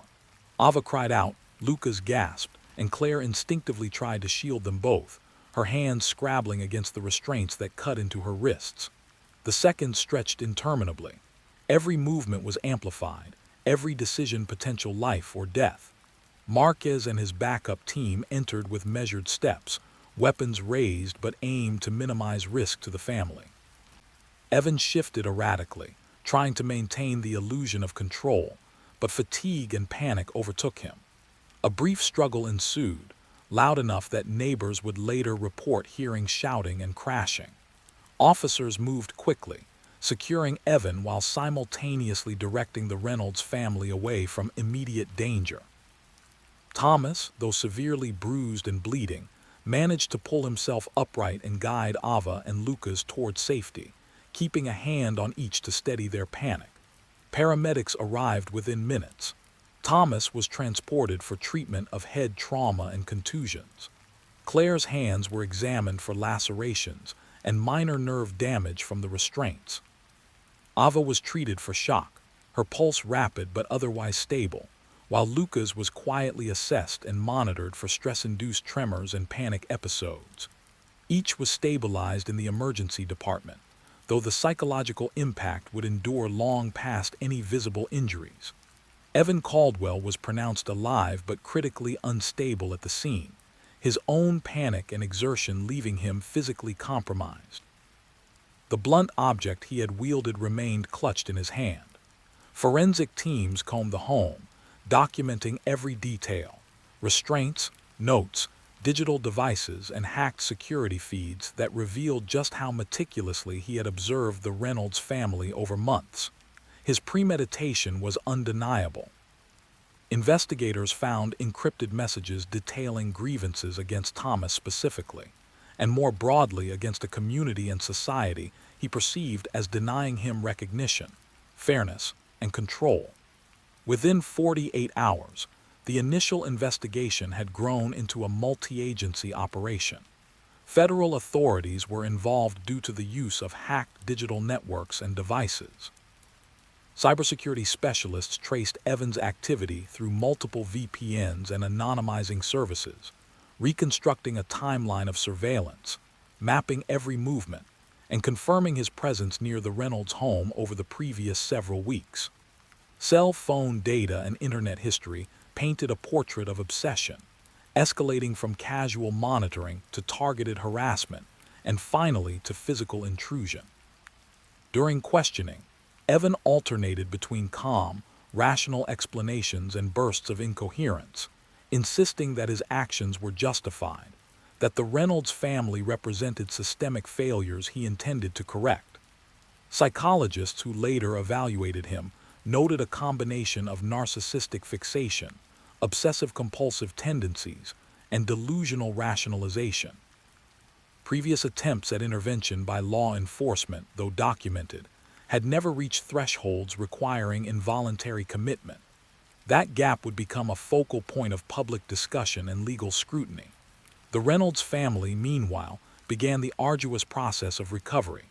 Therapy sessions were scheduled immediately, first individually and then collectively, addressing trauma, stress, and the persistent sense of vulnerability. Lucas initially refused to speak about the event for days, while Ava's usual confidence was replaced by hypervigilance and nightmares. Thomas and Claire wrestled with guilt despite surviving themselves, grappling with the notion that their careful precautions had been insufficient. Sleep for all of them became intermittent and punctuated by involuntary flashbacks of movement, voices, and the relentless pressure of Evan's presence in the basement. Public reaction was swift once the story was released. Headlines described the Briar Glen siege as both horrifying and remarkable for the family's survival. Analysts debated law enforcement decisions, the role of cyber intrusion in escalating violence, and the limitations of mental health and emergency response systems. The story drew national attention, prompting workshops and conferences about how digital surveillance, combined with untreated obsession, could result in near-catastrophic outcomes for ordinary families. Legal proceedings moved quickly. Evan Caldwell was charged with multiple counts, including aggravated assault, unlawful imprisonment, attempted murder, and cyberstalking. Prosecutors emphasized the meticulous planning and calculated cruelty of his actions, presenting digital logs, encrypted communications, and security footage as incontrovertible evidence of intent. Defense attorneys highlighted his psychological evaluation, suggesting that while dangerous, he had been acting under distorted perception rather than pure malice. The courtroom became a stage for competing narratives: premeditation versus mental illness, individual accountability versus systemic failure. As 2025 approached, Evan's trial loomed, and the Reynolds family became advocates in their own right. Thomas spoke publicly about the need for better cybersecurity awareness and emergency alert systems. Claire engaged with local educational boards, emphasizing the importance of trauma-informed care for children. Ava began contributing essays to publications discussing resilience and digital safety, while Lucas, over time, re-engaged with robotics and engineering, using his experience as a cautionary backdrop for projects exploring security and monitoring systems. The home on Cedar Ridge Drive remained vacant for months, a quiet reminder of the night that had upended an ordinary family. Investigators and forensic teams had thoroughly examined every room, leaving subtle markers of intrusion and disruption that would guide future studies in law enforcement and emergency response. The neighbors, once casual and detached, now maintained a heightened sense of vigilance. Security cameras were upgraded, gates reinforced, and neighborhood watch programs expanded, but the collective sense of security that had defined Briar Glen for decades was irrevocably altered. Even with Evan Caldwell in custody, questions persisted. How had months of observation and digital intrusion gone unnoticed? How many near misses had been ignored in bureaucratic procedures? How much responsibility did neighbors, systems, and prior contacts bear for a trajectory that culminated in 8 hours of terror? The answers were complex and partial, revealing a patchwork of human, technological, and institutional vulnerability, all of which would shape conversations far beyond the boundaries of Briar Glen. By the spring of 2025, the trial of Evan Caldwell had begun in the Denver District Court, drawing attention from media outlets across the state and beyond. Courtroom observers noted the stark contrast between the meticulous, calculating Evan and the subdued presence of the Reynolds family, who attended every session together. Prosecutors opened with a chronological reconstruction of the night, supported by security footage, hacked device logs, text messages, and digital maps that revealed the months of surveillance leading up to the home invasion. The evidence painted a portrait of a calculated, premeditated assault, one carried out with the precision of someone accustomed to systems and planning. Each detail, from the bypassing of alarms to the timing of restraints and room-to-room movement, was presented not just as proof of criminal intent, but as a testament to the extraordinary danger posed when obsession meets technical skill. Defense attorneys countered by emphasizing Evan's psychological evaluations, presenting expert testimony suggesting obsessive-compulsive traits, delusional fixation, and impaired judgment rooted in untreated mental illness. They argued that while his actions were undeniably harmful, they were driven less by malice and more by a warped sense of moral rectitude, distorted through isolation and unaddressed grievances. Yet jurors were confronted repeatedly with the reality of the family's ordeal. Ava and Lucas's silent terror, Claire's desperate efforts to shield her children, Thomas's injuries and moments of improvised heroism, and the near impossibility of escape despite every precaution. Each witness reinforced the same narrative: months of planning, careful monitoring, and deliberate execution of violence. Over the course of 3 weeks, additional testimonies painted a fuller picture of Evan's life leading up to October 6th. Neighbors recalled his increasing intensity, his presence in the area at odd hours, and his repeated inquiries about Thomas Reynolds under the guise of professional curiosity. Former clients described him as brilliant but obsessively controlling, with a pattern of becoming fixated on minor slights and grievances. Law enforcement officials testified about prior welfare checks and emergency responses, explaining the legal limitations that prevented intervention until an actual crime occurred. Each piece of testimony reinforced the sense that multiple warning signs, while visible in retrospect, had failed to converge into timely prevention. Throughout the trial, the Reynolds family maintained a quiet dignity. They did not speak publicly about their fear or trauma, choosing instead to convey resilience through presence. Ava's testimony, delivered with steady composure, described the fear of the night and the small acts of courage that had allowed the family to endure. Lucas, assisted by his parents, shared what he remembered, focusing less on terror and more on his desire to understand and prevent such events in the future. Claire recounted her strategies for protecting the children, emphasizing mindfulness and quick thinking in moments when panic could have overwhelmed them. Thomas's testimony highlighted the hours of negotiation and the mental acuity required to buy critical seconds of survival, demonstrating the family's collective effort in preserving life. The jury deliberated for 2 days before returning a verdict of guilty on all counts. Evan Caldwell was sentenced to life imprisonment without the possibility of parole, with additional consecutive terms for assault, unlawful imprisonment, and cyberstalking. Judge Ramirez, in delivering the sentence, described the calculated and prolonged nature of the offense, emphasizing the combination of technical skill, premeditation, and the psychological torment inflicted on the Reynolds family. The judge noted that while the defense had raised mental health concerns, the evidence overwhelmingly demonstrated conscious planning and awareness of consequences, leaving the court with no alternative but to impose the maximum sentence allowable under state law. Even with the legal resolution, the aftermath of the event reverberated through Briar Glen and the broader law enforcement and public safety communities. Local police departments reviewed protocols for emergency alerts, digital intrusion monitoring, and hostage negotiation coordination. State legislators introduced bills to enhance protective measures for families, including mandated cross-agency communication when cyber threats are combined with previous welfare concerns. Public workshops emphasized digital literacy, personal security, and the recognition of behavioral red flags. Experts highlighted the case as a textbook example of how technology could amplify risk when combined with untreated obsession and gaps in systemic oversight. For the Reynolds family, life gradually returned to a form of normalcy, though the shadow of the night's events persisted. Thomas and Claire continued to emphasize structure and communication in their household, now with heightened awareness of risk and precaution.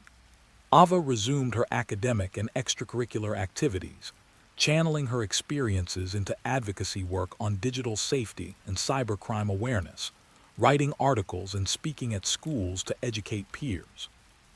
Lucas, after months of therapy, returned to robotics competitions and began developing small-scale security systems designed to teach children about safe digital and physical environments. The family home on Cedar Ridge Drive was renovated, with upgraded security features and new designs reflecting both resilience and recovery. Community response played a pivotal role in recovery.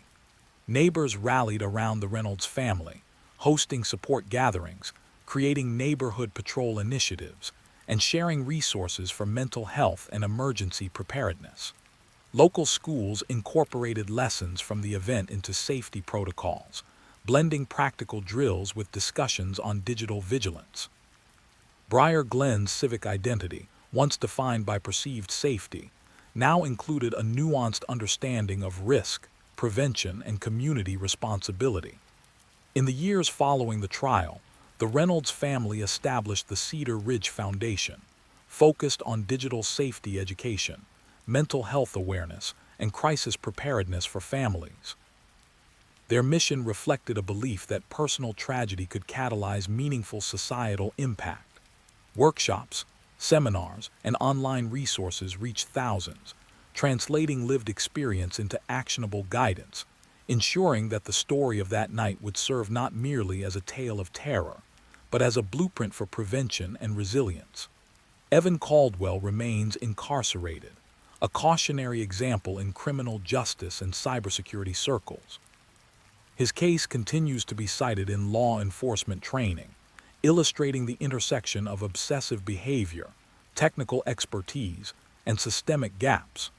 Legal scholars analyze the trial for its approach to mental health defenses, the balance of technological evidence, and the implications for future cases involving cyber-facilitated crimes. The media occasionally revisits the story, emphasizing the human dimension over sensationalism, framing the Reynolds family as exemplars of calm under extreme duress.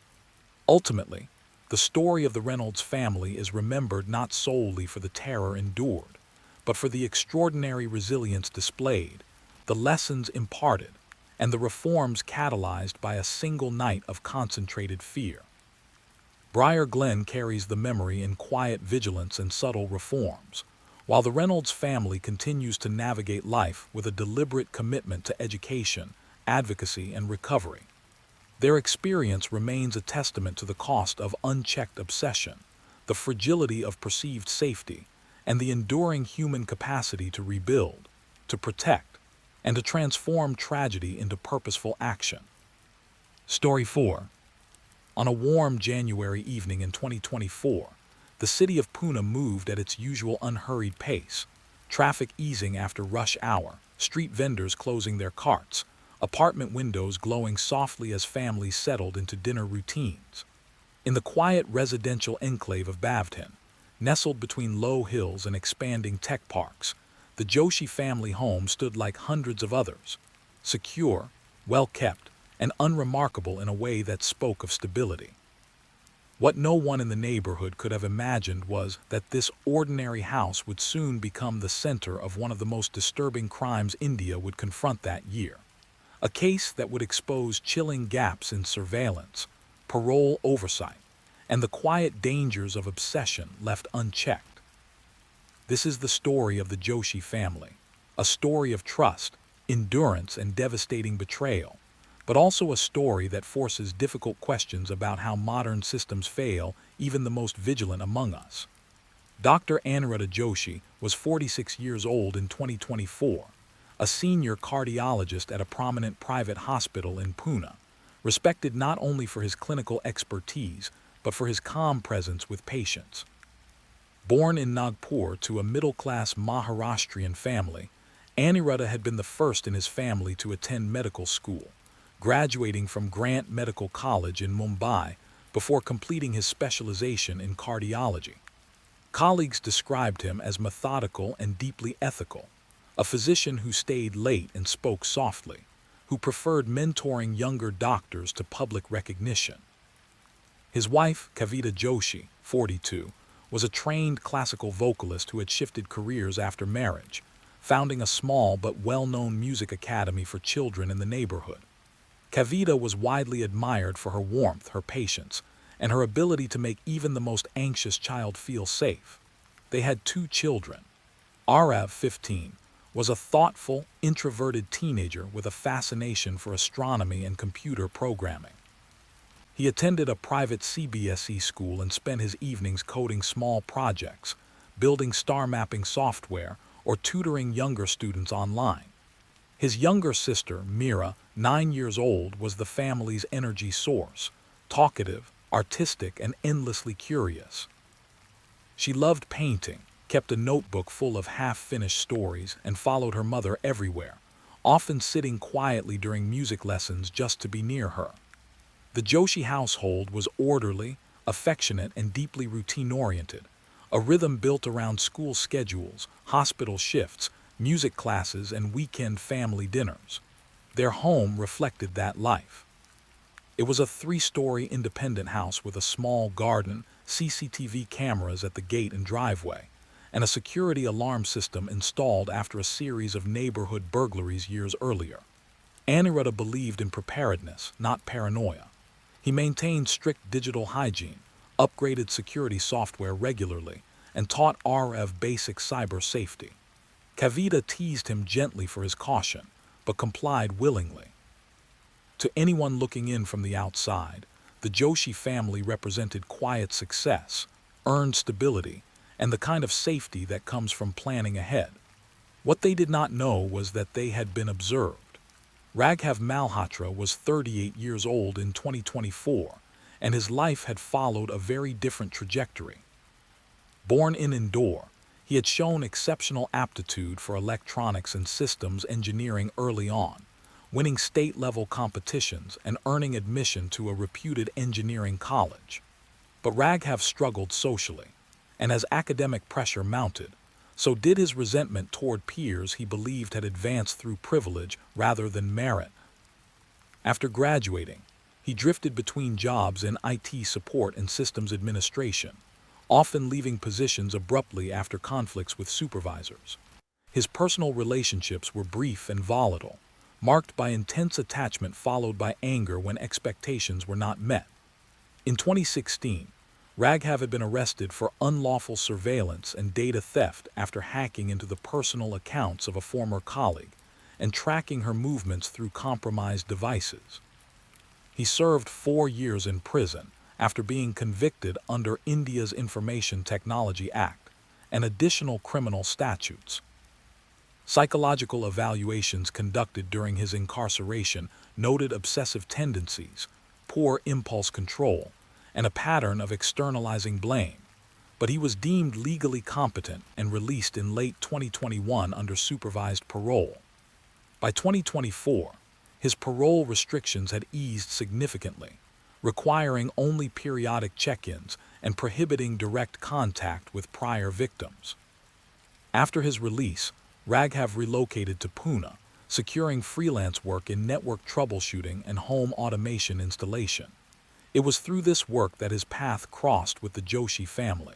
In August 2023, the Joshi family upgraded their home security system after a nearby break-in.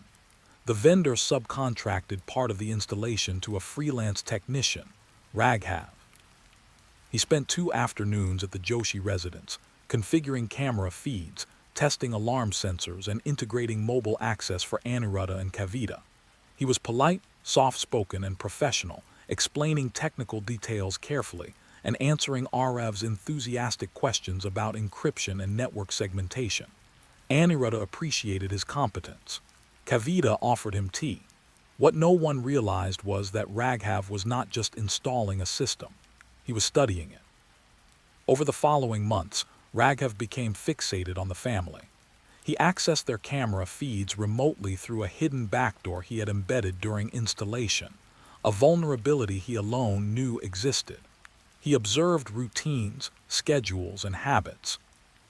He watched Kavita leave for morning classes, Mira walking home from school with her driver, Arav's late-night coding sessions, and Anirudh's alternating overnight hospital shifts. In his mind, the family became symbols of success denied to him, of a life he believed he deserved but had been unfairly excluded from. Raghav's fixation deepened. He constructed elaborate narratives in which he cast himself as both victim and arbiter, convincing himself that the Joshi family's success was built on a system that had failed him. His digital surveillance escalated into physical presence. Neighbors later recalled seeing a man parked near the lane at odd hours, walking past the house repeatedly, sometimes pretending to take phone calls. At the time, no one paid much attention. Bavton was full of strangers, delivery drivers, gig workers, commuters. In December 2023, Raghav began sending himself notes, journaling his thoughts in encrypted files. Investigators would later recover these documents, revealing a mind oscillating between admiration and resentment, control and punishment. He wrote about order, correction, and the need to teach accountability. He convinced himself that confrontation was inevitable, that he was entitled to answers, to acknowledgement, to recompense for perceived wrongs. On the evening of January 17, 2024, the Joshi family followed their usual routine. Aniruddha was home earlier than expected, having finished a difficult procedure ahead of schedule. Kavita prepared dinner while Mira practiced a new song, her voice floating through the house. Arav worked on a school project upstairs, headphones on, unaware of the silent digital presence still watching him. At 10:48 p.m., Raghav Malhotra sent a message to an unsaved number in his phone. It read simply, "Tonight." By midnight, Pune had settled into near silence. Streetlights cast long shadows across the Joshi family gate. The security cameras were operational, the alarms armed, the family asleep. Everything appeared normal. It was not. Shortly after 1:30 a.m., the Joshi home's internal network registered a brief interruption. Less than 3 seconds, insufficient to trigger alerts but enough to disable motion sensors on the ground floor. At 1:42 a.m., the rear garden camera froze on a single frame. At 1:47 a.m., the side gate opened. Inside the house, Aniruddha Joshi slept unaware that the systems he trusted had been turned against him, that the careful life he had built was about to fracture, and that by morning, nothing about their understanding of safety would ever be the same again. The first sound that reached Aniruddha Joshi was not the alarm he had trained himself to wake to, but the subtle, unfamiliar click of metal against stone, a noise so faint that it hovered at the edge of consciousness before resolving into unease. He stirred on the bed, instinctively checking the time on the clock beside him. It read 1:58 a.m. The house was dark, quiet, and seemingly unchanged, yet something about the silence felt wrong, as though it had been disturbed and hastily rearranged. Before he could sit up, a second sound followed, closer now, the soft press of a footstep where no footstep should be. In the adjoining room, Kavita shifted in her sleep, murmuring softly, and Aniruddha felt a surge of alertness sharpen his senses. Downstairs, the living room lights flickered on without warning. At the same moment, Arav's laptop screen upstairs went black, the code he had been refining before bed erased from view. He blinked awake, disoriented, pulling his headphones off just as his phone buzzed with a notification that vanished before he could read it. The house Wi-Fi, always steady, had dropped entirely. He swung his legs off the bed, heart pounding, and listened. From below came a voice, calm, measured, and unmistakably male. "Dr. Joshi," the voice said, carrying upward through the stairwell. "Please stay where you are. I don't want anyone getting hurt." Aniruddha was already on his feet. Years of emergency calls and hospital crises had taught him to act before panic could take hold. He moved quietly to the bedroom door, opening it just enough to peer into the hallway. The stair lights were on now, illuminating a figure standing at the bottom, his face partially shadowed but familiar in a way that made Aniruddha's stomach drop. He recognized the man instantly. It was the technician, the one who had installed the cameras. "Who are you?" Kavita whispered from behind him, fully awake now, her voice trembling. Aniruddha did not answer her. His mind raced through possibilities, burglary, extortion, a mistake. But the man's posture told him this was something else entirely. The intruder stood comfortably in the center of the living room, a backpack slung over one shoulder, a metal rod resting loosely in his hand, as though he had every right to be there. "My name is Raghav," the man said, raising his voice slightly so it carried. "We've met before. I worked on your security system." At that moment, Mira's bedroom door opened a crack. She stood barefoot in her pajamas, clutching her stuffed rabbit, eyes wide with confusion. Kavita gasped softly and rushed to her, pulling her close. "Please," Raghav said, his tone still controlled, almost courteous. "Let's not wake the whole house. I need everyone calm."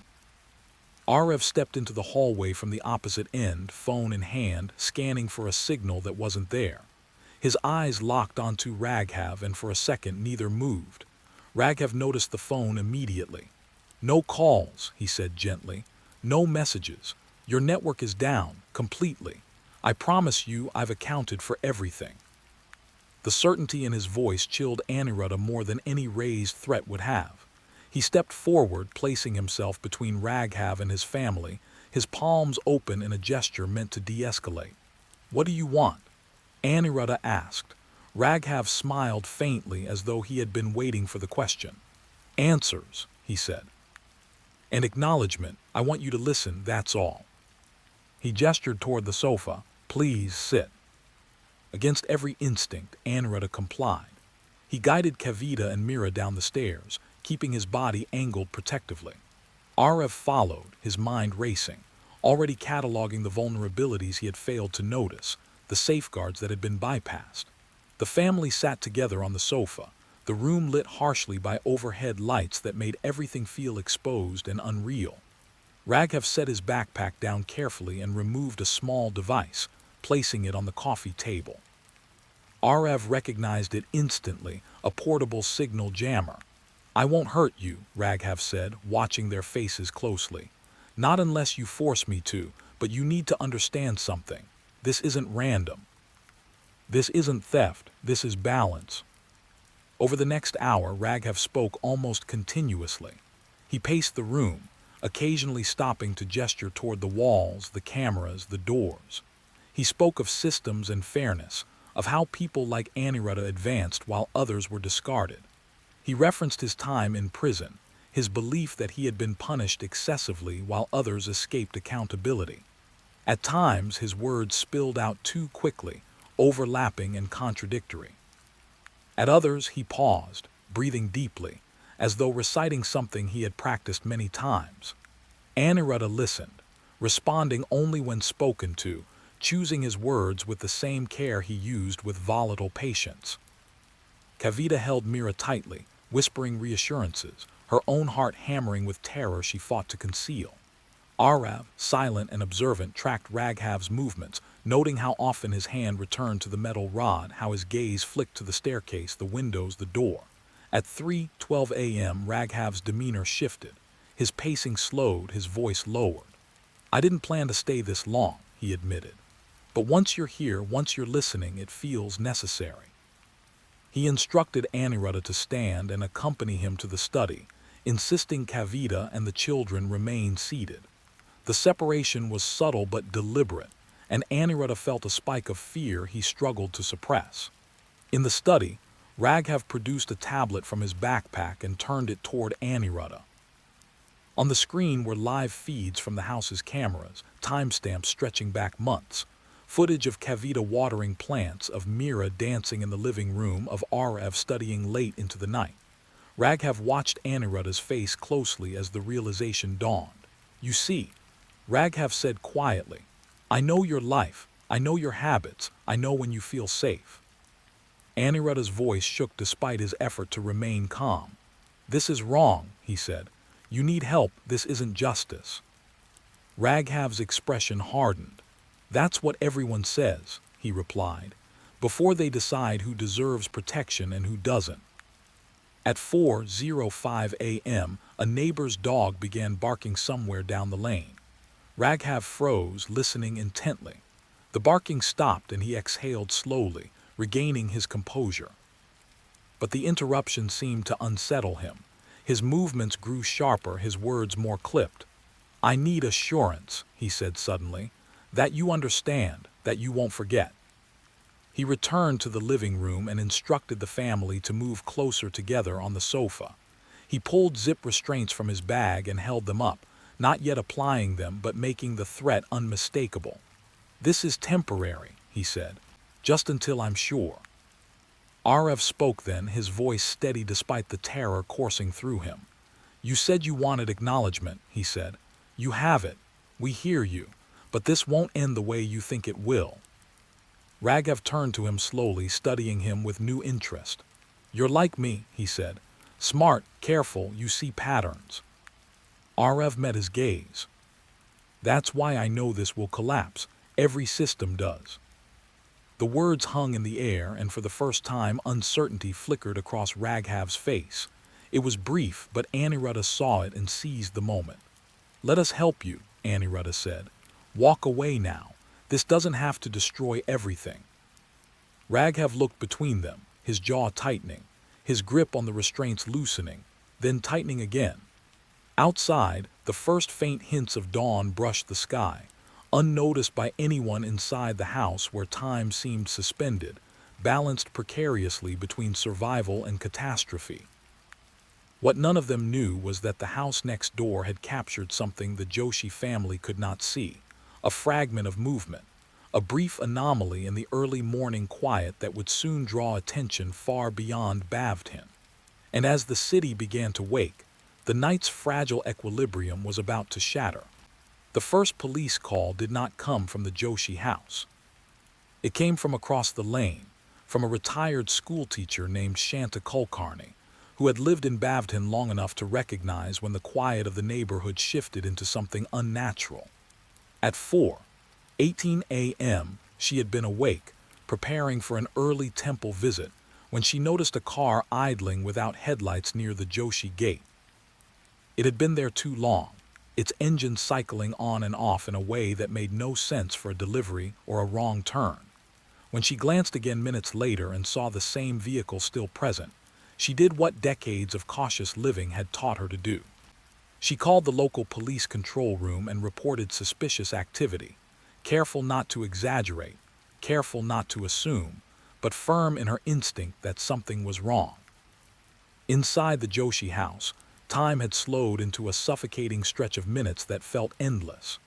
Raghav's agitation grew as dawn approached, the soft blue light creeping through the curtains like an unwanted witness.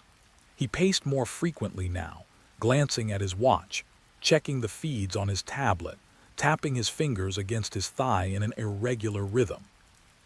The calm authority he had projected earlier was fracturing, replaced by flashes of irritation and urgency. He tightened one zip restraint around Kavita's wrist, not fully binding her but enough to demonstrate control, then stepped back as though immediately regretting the action.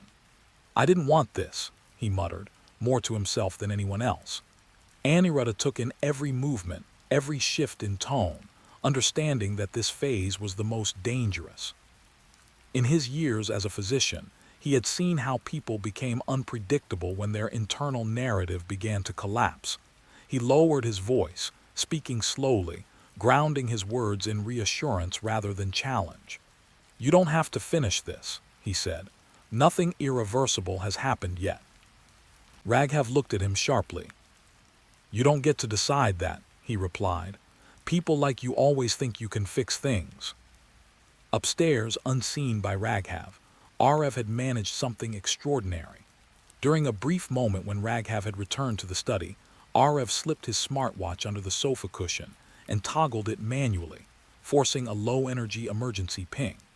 It was not enough to transmit voice or data in the traditional sense, but it emitted a signal that could register as a distress alert if detected by nearby devices or towers. Arav didn't know if it would work. He only knew it was the last tool he had.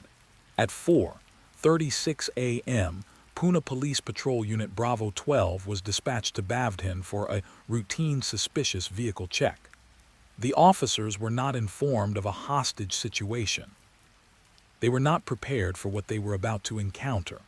As the patrol vehicle approached Cedar Lane, one of the officers noticed the Joshi house's lights were fully on, an oddity for that hour. The gate stood partially open. The idling car Shanta had reported was gone, but fresh tire marks cut sharply across the dust near the curb. The officers slowed, exchanging a look that signaled quiet concern. Inside the house, Raghav's tablet chimed softly. Someone was accessing the network. His face drained of color. He rushed to the study, fingers flying across the screen, his breath shallow and rapid. No, he whispered. That's not possible. Anirudh stood slowly, ignoring the spike of pain as circulation returned to his legs. "They're coming," he said quietly, not as a threat but as a statement of fact. Raghav spun around, eyes wide. "You did this," he accused, his voice breaking. "You lied." Before anyone could respond, a sharp knock echoed through the house, followed by a voice amplified through a loudspeaker. "Pune police. We're here to check on a reported disturbance. Please come to the door." Mira whimpered softly, burying her face in Kavita's shoulder. Arav felt his chest tighten, unsure whether relief or terror dominated the moment. Raghav stood frozen, caught between the reality he had tried to avoid and the fantasy of control he could no longer sustain. The knock came again, louder this time. "Raghav," Anirudh said, taking a step forward. "This ends now. No one else gets hurt." For a moment that seemed to stretch beyond time, Raghav's gaze flicked to the door, then to the family, then to the metal rod in his hand. His grip loosened. The rod clattered to the floor. "I didn't want to be invisible," he said hoarsely. "You're not," Kavita said softly, surprising everyone, including herself. "But this isn't how you're seen." Raghav sagged, the fight draining out of him all at once. He sank onto the edge of the sofa, burying his face in his hands as the sound of police boots approached the entrance. When officers entered the house moments later, weapons raised, they found a scene that defied the chaos they had expected. A man seated on the sofa, sobbing quietly. A family huddled together, shaken but alive. No blood, no bodies. Just the heavy aftermath of hours spent on the brink of irreversible loss. Raghav was taken into custody without resistance. As he was escorted out, neighbors gathered at a cautious distance, whispering in disbelief. Kavita clutched Mira as though letting go would make everything vanish. Arav finally allowed himself to exhale, his legs trembling with delayed shock. Anirudh stood silently, watching the man who had dismantled his sense of safety disappear into the back of a police vehicle. By mid-morning, Bavdin was swarming with police, cybercrime officers, forensic teams, and unmarked vehicles. The story spread quickly, first through local WhatsApp groups, then through regional news channels. By afternoon, it was national news. A home invasion involving cyber manipulation, months of surveillance, and a family held hostage overnight had struck a nerve in a country increasingly aware of digital vulnerability. Investigators uncovered the full extent of Raghav's actions within days. The hidden backdoors, the encrypted journals, the surveillance archives. His parole officer admitted under questioning that Raghav's digital activities had not been monitored due to staffing shortages and outdated oversight protocols. The gaps were glaring, and public outrage grew as details emerged. The Joshi family was relocated temporarily under police protection. Counselors, victim support advocates, and investigators cycled through their lives, asking them to recount the night again and again. Each retelling reopened wounds that had barely begun to close. Yet amid the trauma, something remarkable took root. The family had survived intact. No lives were lost. No irreversible harm had been done. And in that fragile fact lay the seed of everything that would follow. Because the story of what happened in that house would not end with an arrest. It would ripple outward, forcing reckoning, reform, and a national conversation about safety in a digital age that no longer respected the boundaries between inside and out. By the time formal charges were filed, the case had already become a point of national fixation. The arrest of Raghav Malhotra was no longer framed as a narrowly averted home invasion, but as a warning signal about how deeply digital access could erode physical safety when oversight failed. Within a week, Pune Police's cybercrime cell completed a preliminary forensic sweep of Raghav's devices, uncovering a level of planning that stunned even seasoned investigators. There were detailed floor plans of the Joshi home annotated with time stamps, diagrams mapping camera blind spots, and spreadsheets tracking family routines down to 5-minute intervals. His encrypted journals, once decrypted, revealed a mind that had rehearsed confrontation again and again, refining dialogue, anticipating resistance, and justifying escalation under the guise of correction and balance. What initially appeared to be a spontaneous psychological break was now clearly understood as a slow, deliberate descent toward violence that had been visible, had anyone been looking closely enough. Raghav was charged under multiple sections of the Indian Penal Code, including house trespass, criminal intimidation, wrongful confinement, and preparation for causing grievous harm, alongside serious violations of the Information Technology Act for unlawful surveillance, hacking, and data theft. Prosecutors also invoked provisions of the newly amended Digital Personal Data Protection Framework, framing the crime as a gross abuse of trust and professional access. Bail was denied after the prosecution argued successfully that Raghav posed a continuing threat, not only to the Joshi family but to the public at large. He was remanded to judicial custody, where he would remain throughout the duration of the trial. The Joshi family, meanwhile, retreated from public view. For weeks, they stayed in a secure guest residence arranged by the hospital and local authorities, struggling to reclaim ordinary rhythms of life. Kavita found herself startled by simple sounds, a door closing too loudly, footsteps in a corridor. Mira refused to sleep alone, insisting on keeping the lights on, and her stuffed rabbit clutched tightly to her chest. Arav oscillated between intense focus and emotional shutdown, replaying the night in his mind, analyzing every system failure with a sense of personal responsibility that his parents worked tirelessly to undo. Anirudh returned to work gradually, his colleagues noting that while his clinical precision remained unchanged, his silences had grown longer, heavier. The trial commenced in September 2024 in the Pune Sessions Court under intense media scrutiny. Proceedings were tightly controlled, with the judge issuing strict guidelines to prevent sensationalism. The prosecution's case unfolded methodically, reconstructing the crime hour by hour. Cyber experts demonstrated how the security system had been compromised, explaining in stark terms how a single backdoor left during installation had allowed months of silent surveillance. Network logs, device metadata, and recovered messages painted an unambiguous picture of premeditation.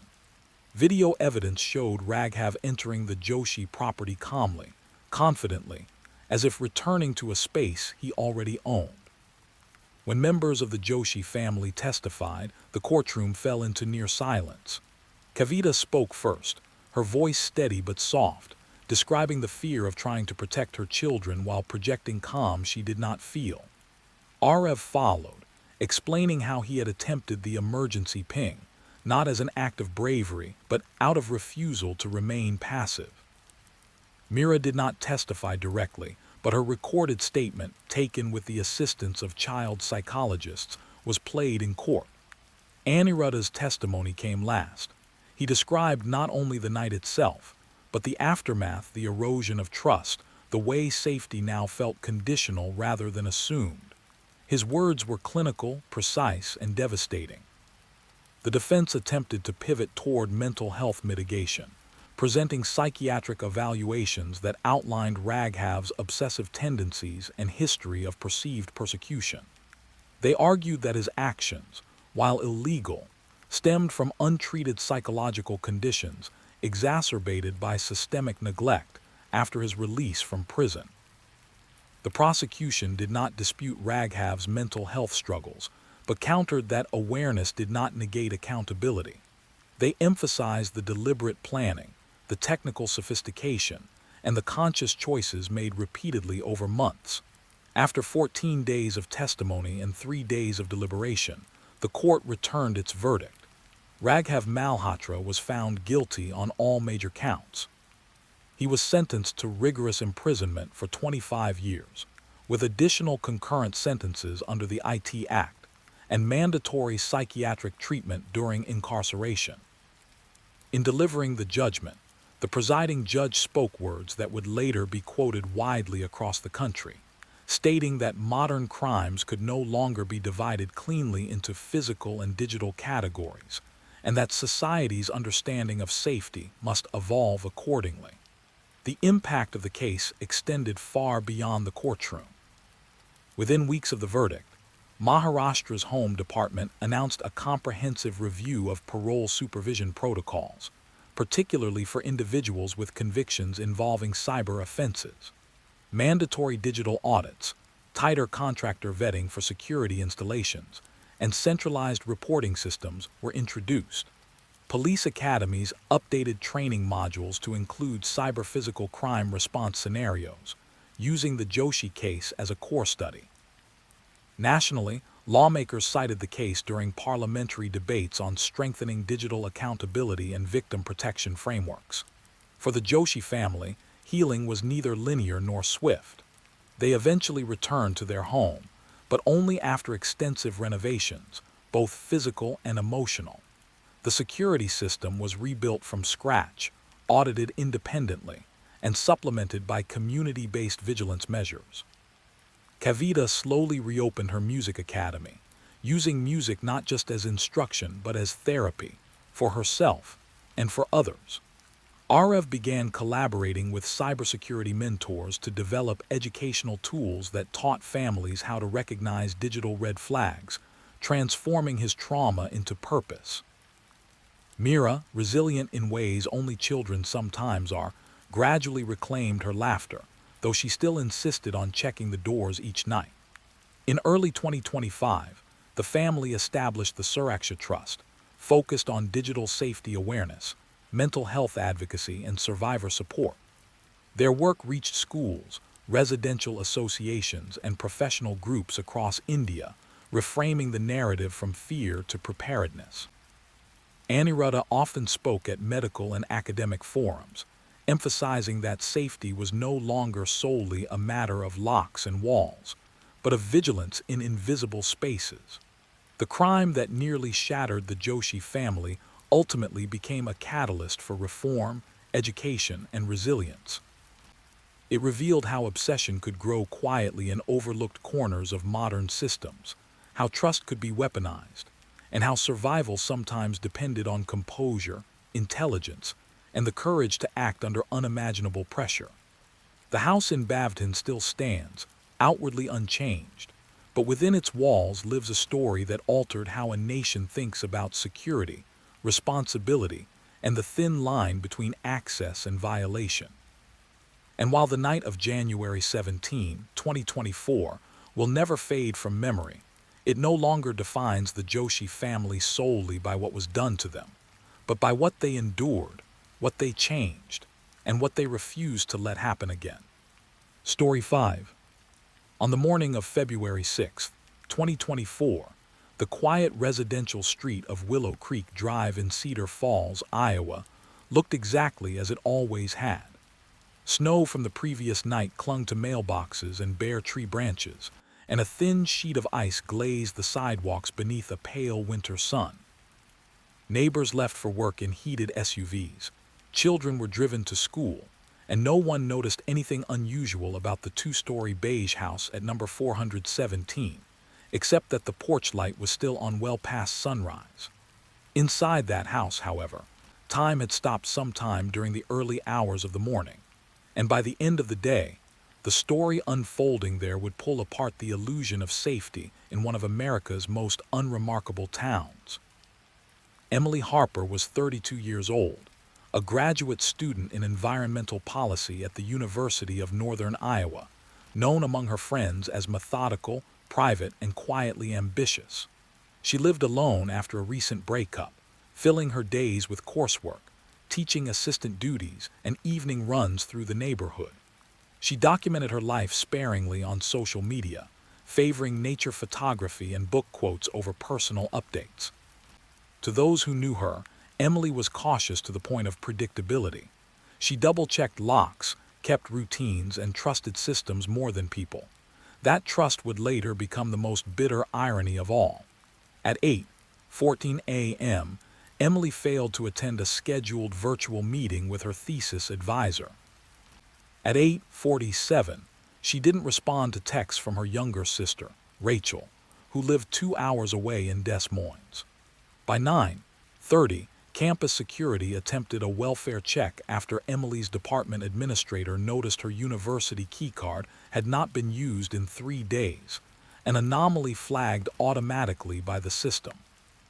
When officers arrived at 417 Willow Creek Drive shortly after 10:00 a.m., they found the front door locked, no signs of forced entry and no response from inside. It wasn't until a maintenance supervisor provided access using a master code that they stepped into a scene that would haunt investigators for months. Emily Harper was found in her upstairs bedroom, lying on her side, fully clothed, with no visible signs of struggle. Her phone was missing. Her laptop was closed neatly on her desk.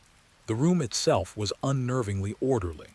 The only thing immediately wrong was the position of her body and the faint discoloration around her neck that paramedics would later identify as ligature marks. She was pronounced dead at the scene. The official cause of death would not be confirmed until the autopsy, but seasoned officers already understood what they were looking at. This was not an accident, and it did not look like a crime committed in haste. From the very beginning, the case unsettled local law enforcement. Cedar Falls had not recorded a homicide in over 3 years. Violent crime was rare, and when it did occur, it tended to be impulsive and personal. This was neither. There were no signs of forced entry, no ransacking, no immediate evidence of theft. The heating system had been adjusted overnight to maintain a stable temperature, slowing post-mortem indicators. The windows were locked. The alarm system, a smart home package Emily had installed herself, showed no breach. Whoever had entered that house had done so with permission, access, or knowledge. The first assumption, as it often is, turned towards someone Emily knew. Detectives canvassed neighbors, classmates, coworkers, and her ex-boyfriend, Mark Feldman, a software engineer who had ended their 2-year relationship 6 months earlier. Mark had an alibi, corroborated by digital location data and multiple witnesses.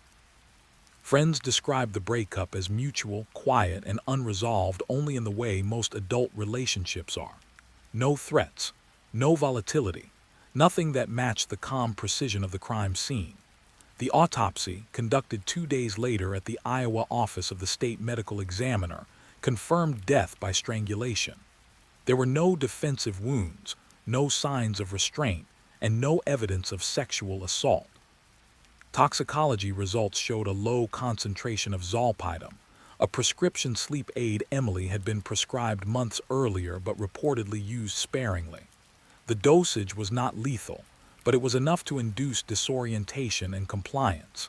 Someone had administered it to her. The implication was chilling. Emily had not fought because she likely never had the chance. As investigators began reconstructing Emily's final 48 hours, a pattern emerged that initially seemed mundane: grocery receipts, library check-ins, a short phone call to her mother, a late-night email submission for a research paper. Everything aligned with her normal routine until approximately 10:53 p.m. on February 4th, when her home Wi-Fi network logged a new device connection. It was subtle, easy to overlook, but it would become the first real fracture in the case. The device was identified as a laptop running a Linux-based operating system, masked through a virtual private network. It accessed Emily's smart home dashboard for precisely 12 minutes. During that window, the alarm system was temporarily disarmed, the smart lock codes were altered, and a guest access token was created and then deleted. By 11:06 p.m., the device disconnected. At 11:19 p.m., Emily's bedroom motion sensor detected movement. At 12:02 a.m., the system recorded a manual override on the thermostat. After that, nothing.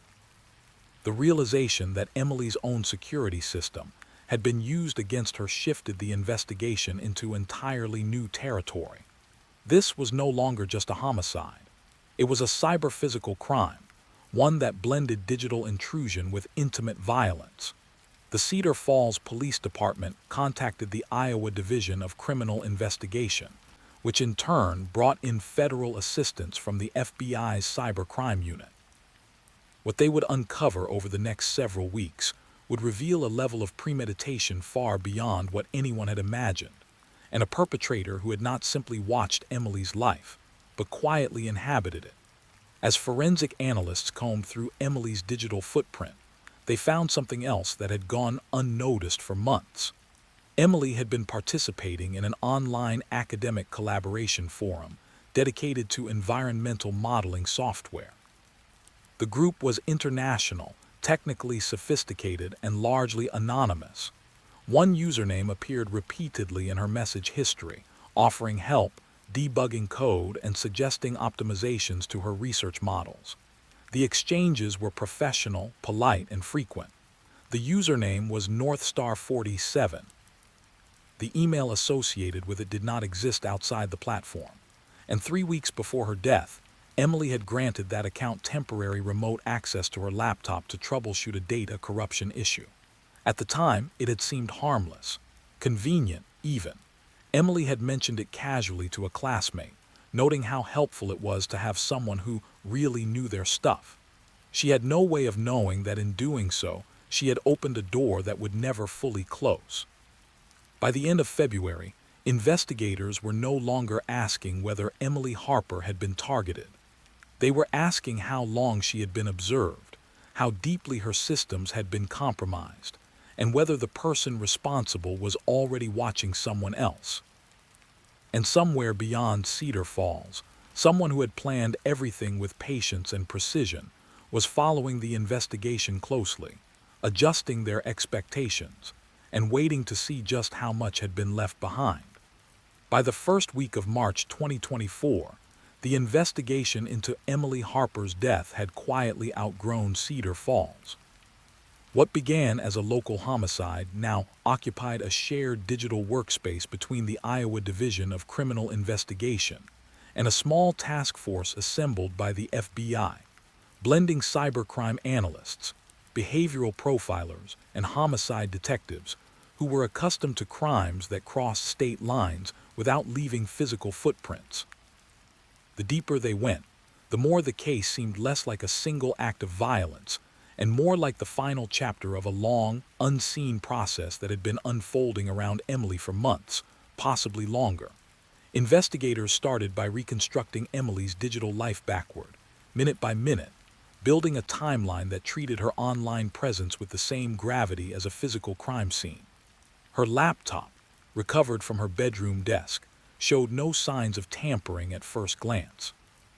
It powered on normally, logged in with her fingerprint, and contained all of her coursework, notes, and personal files exactly where they should have been. But beneath that surface order was something far more disturbing. System logs revealed that a secondary user profile had been created nearly 4 months earlier, hidden from the standard interface and disguised to appear as a background process. It had administrator privileges. Whoever created it had not done so hastily. They had done it cleanly, quietly, and with an intimate understanding of how to avoid detection. This hidden profile had accessed Emily's files intermittently, never in large bursts, never long enough to raise suspicion. It opened documents, copied metadata, scanned directories, and closed everything again without altering timestamps. Even more troubling, it had accessed her webcam on at least 12 occasions, each time for less than 30 seconds. No recordings were stored locally. That meant any footage, if captured at all, had been transmitted elsewhere. The implication settled heavily over the task force room. Someone had been watching Emily inside her own home, possibly while she slept, studied, or moved through what she believed were private moments. And she had never known. When investigators cross-referenced these access times with Emily's calendar, they noticed a pattern that made several agents go quiet. The webcam activations aligned almost perfectly with moments when Emily was home alone and inactive for long stretches of time. Late nights, early mornings, snow days when she didn't leave the house.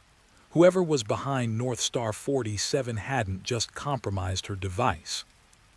They had studied her rhythms, learning when she would be least likely to notice something was wrong.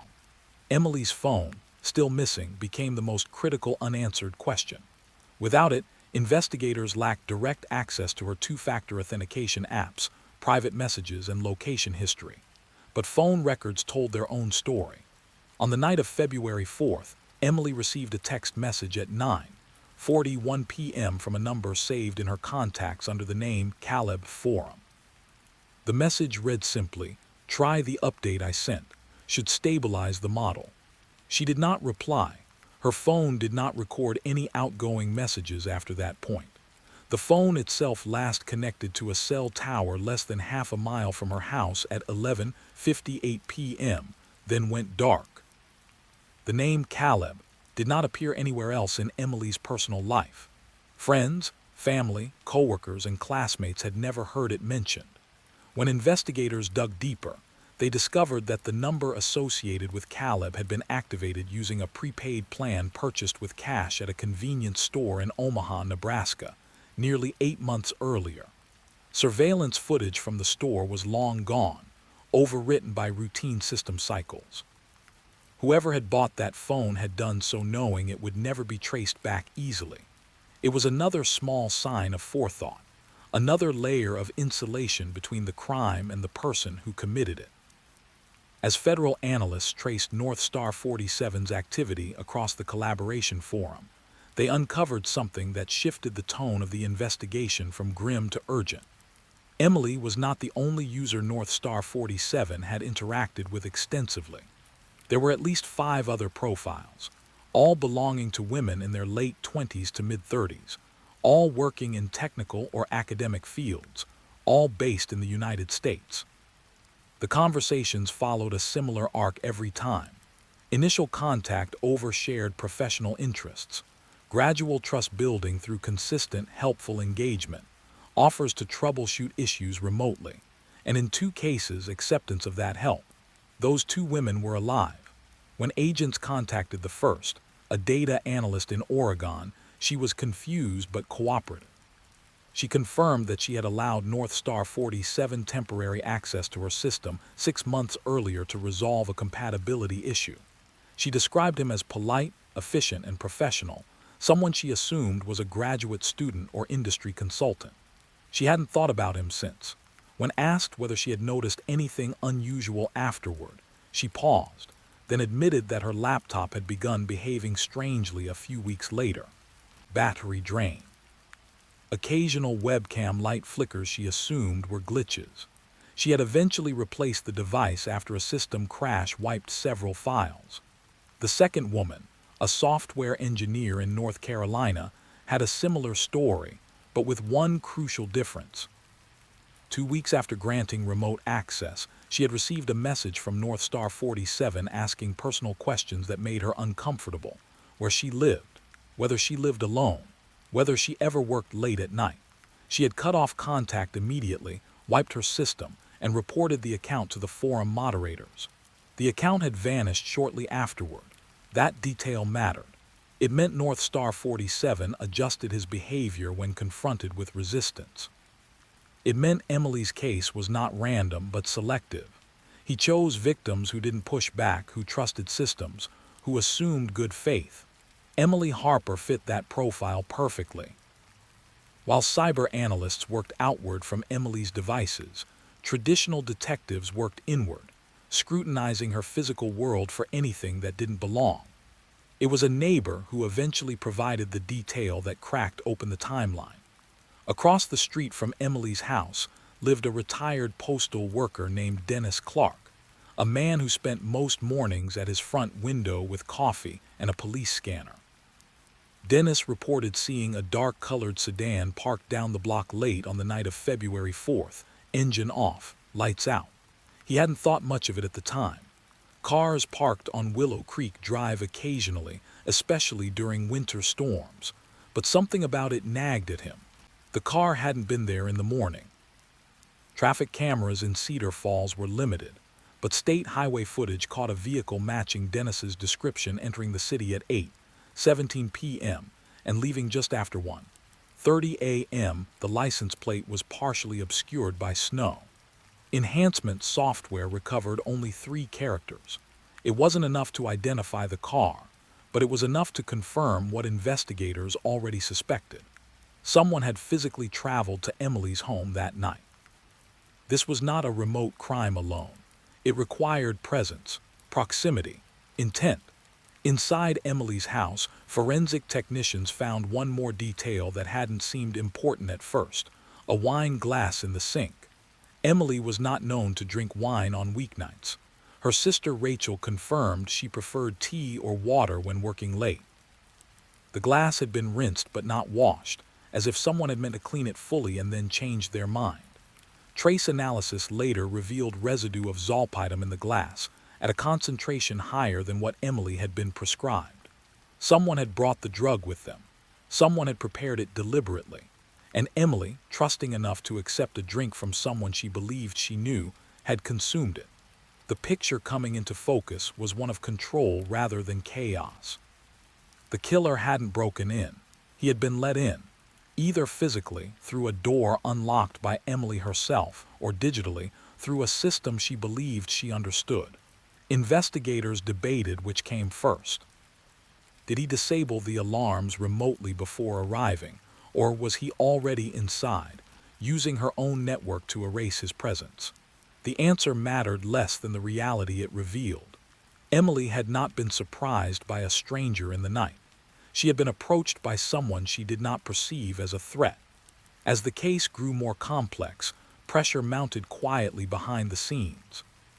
The FBI classified the investigation as a potential serial offender scenario, triggering internal protocols that required rapid identification and containment. Behavioral analysts constructed a profile based on the offender's actions rather than speculation. The killer was patient, highly organized, technically skilled, comfortable operating across digital and physical domains, likely male. Likely had a history of social isolation paired with a desire for control rather than recognition. This was not someone who wanted fame. It was someone who wanted access. By mid-March, Northstar 47's forum account had been scrubbed from most visible platforms, but traces remained in archived server logs, enough to identify patterns in login times and routing behavior. The VPNs used were commercial, not bespoke, suggesting someone skilled but not state-level. IP addresses rotated frequently but clustered around certain geographic regions in the Midwest. It was narrowing, slowly, methodically, just as the offender himself had operated. And then, on March 19th, an alert came in that sent a ripple of unease through the task force. A new account had appeared on the same academic forum. New username, new email, same writing style, same technical fluency, same subtle cadence in language. The first message it posted was a response to a question about environmental modeling errors. It ended with a familiar phrase: "Happy to take a closer look if you want." The realization landed like a weight in the room. The person who had killed Emily Harper was not hiding. He was adapting. He was continuing. And unless they moved faster than he did, there would be another name added to the case file, another house with a porch light left on too long, another life reduced to a carefully controlled ending. By late March 2024, the task force had shifted from reconstruction to prevention, a phase that carried its own quiet panic, because it meant acknowledging that whatever had happened to Emily Harper was not finished. The reappearance of a familiar linguistic pattern on the academic forum was not definitive proof on its own, but to the analysts who had spent weeks immersed in Northstar 47's digital fingerprints, it was unmistakable. Sentence structure, pacing, even the restrained politeness felt the same. The person behind the screen was careful not to repeat exact phrases, but the underlying rhythm of thought hadn't changed. It was the kind of consistency that came from habit, not coincidence. Rather than shutting the new account down immediately, investigators made a calculated decision to let it breathe. Forum moderators were quietly looped in and instructed not to intervene. The FBI created a controlled observation environment, monitoring every interaction, every login, every packet of data that flowed through the account. Within 48 hours, the account began responding almost exclusively to questions posted by women. Not overtly, not exclusively, but just enough to establish a pattern that mirrored the earlier behavior. It was subtle, selective, intentional, One of the women who received a response was not who the killer thought she was. She was Special Agent Lauren Pike, a cybercrime specialist operating under a carefully constructed academic alias, complete with a fabricated publication history, conference attendance records, and a digital footprint that stretched back nearly a decade. Her profile was designed to attract exactly the kind of attention North Star 47 had shown before.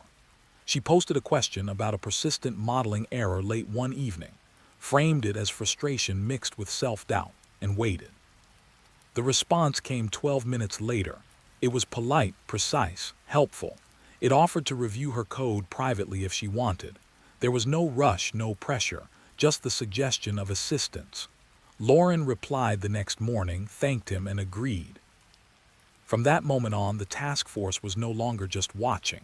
They were engaging. The file North Star 47 sent was clean. No malware, no obvious backdoors. That alone was telling. Whoever he was, he had learned from past near misses. He was no longer dropping tools that could be flagged by basic security scans. Instead, he suggested a remote session using a legitimate, widely used open-source platform. One that allowed granular permissions. One that looked harmless. One that could be abused quietly if the user trusted it enough. Lauren followed the script carefully, allowing limited access under heavy containment. Every keystroke was mirrored and recorded. Every attempt at escalation flagged. For the first 20 minutes, the session was exactly what it appeared to be. Code review. Suggestions, minor corrections. Then slowly the probing began. He asked questions framed as professional curiosity. How often she worked late, whether she lived near campus, whether she shared her workspace with anyone else. Lauren answered some, deflected others. She didn't shut him down completely. That would come later. What mattered most was not what he asked, but what he tried to do without asking. 43 minutes into the session, he attempted to access a directory outside the scope of the permissions she had granted. The system blocked it instantly, but the attempt was logged. It was the same directory Emily's hidden administrator profile had originated from months earlier. The match was no longer circumstantial.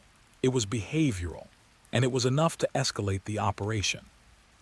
As analysts pulled more data from the forum's backend, they identified something that had eluded them earlier. North Star 47's login times followed a pattern tied not just to time zones, but to specific days of the week. Late Sunday nights, early Wednesday mornings, long gaps on Fridays. When overlaid with publicly available data, those windows aligned closely with the shift schedules of several logistics hubs across the Midwest. Warehouses, distribution centers, places where overnight work was common, surveillance was limited, and temporary contracts allowed people to move without leaving much of a trail. The vehicle seen on Willow Creek Drive began to make sense in that context. Someone who worked nights. Someone who could travel during off hours without raising questions. Someone accustomed to blending into industrial anonymity. Investigators narrowed their focus to a cluster of counties spanning Iowa, Nebraska, and Illinois, cross-referencing employment records, vehicle registrations, and known VPN exit nodes. It was a massive undertaking, but slowly the field began to thin. Then came the mistake. On April 2nd, 2024, North Star 47 broke his own pattern. He logged in without routing through his usual VPN chain just once for less than 3 minutes. It was likely accidental, the kind of slip that happens when routine dulls vigilance. But it was enough. The IP address resolved to a small town outside Peoria, Illinois. From there, it didn't take long. His name was Evan Brooks. Evan was 38 years old, employed as a systems technician for a regional shipping company, contracted to service automation software across multiple facilities. His job required technical knowledge, irregular hours, and frequent travel.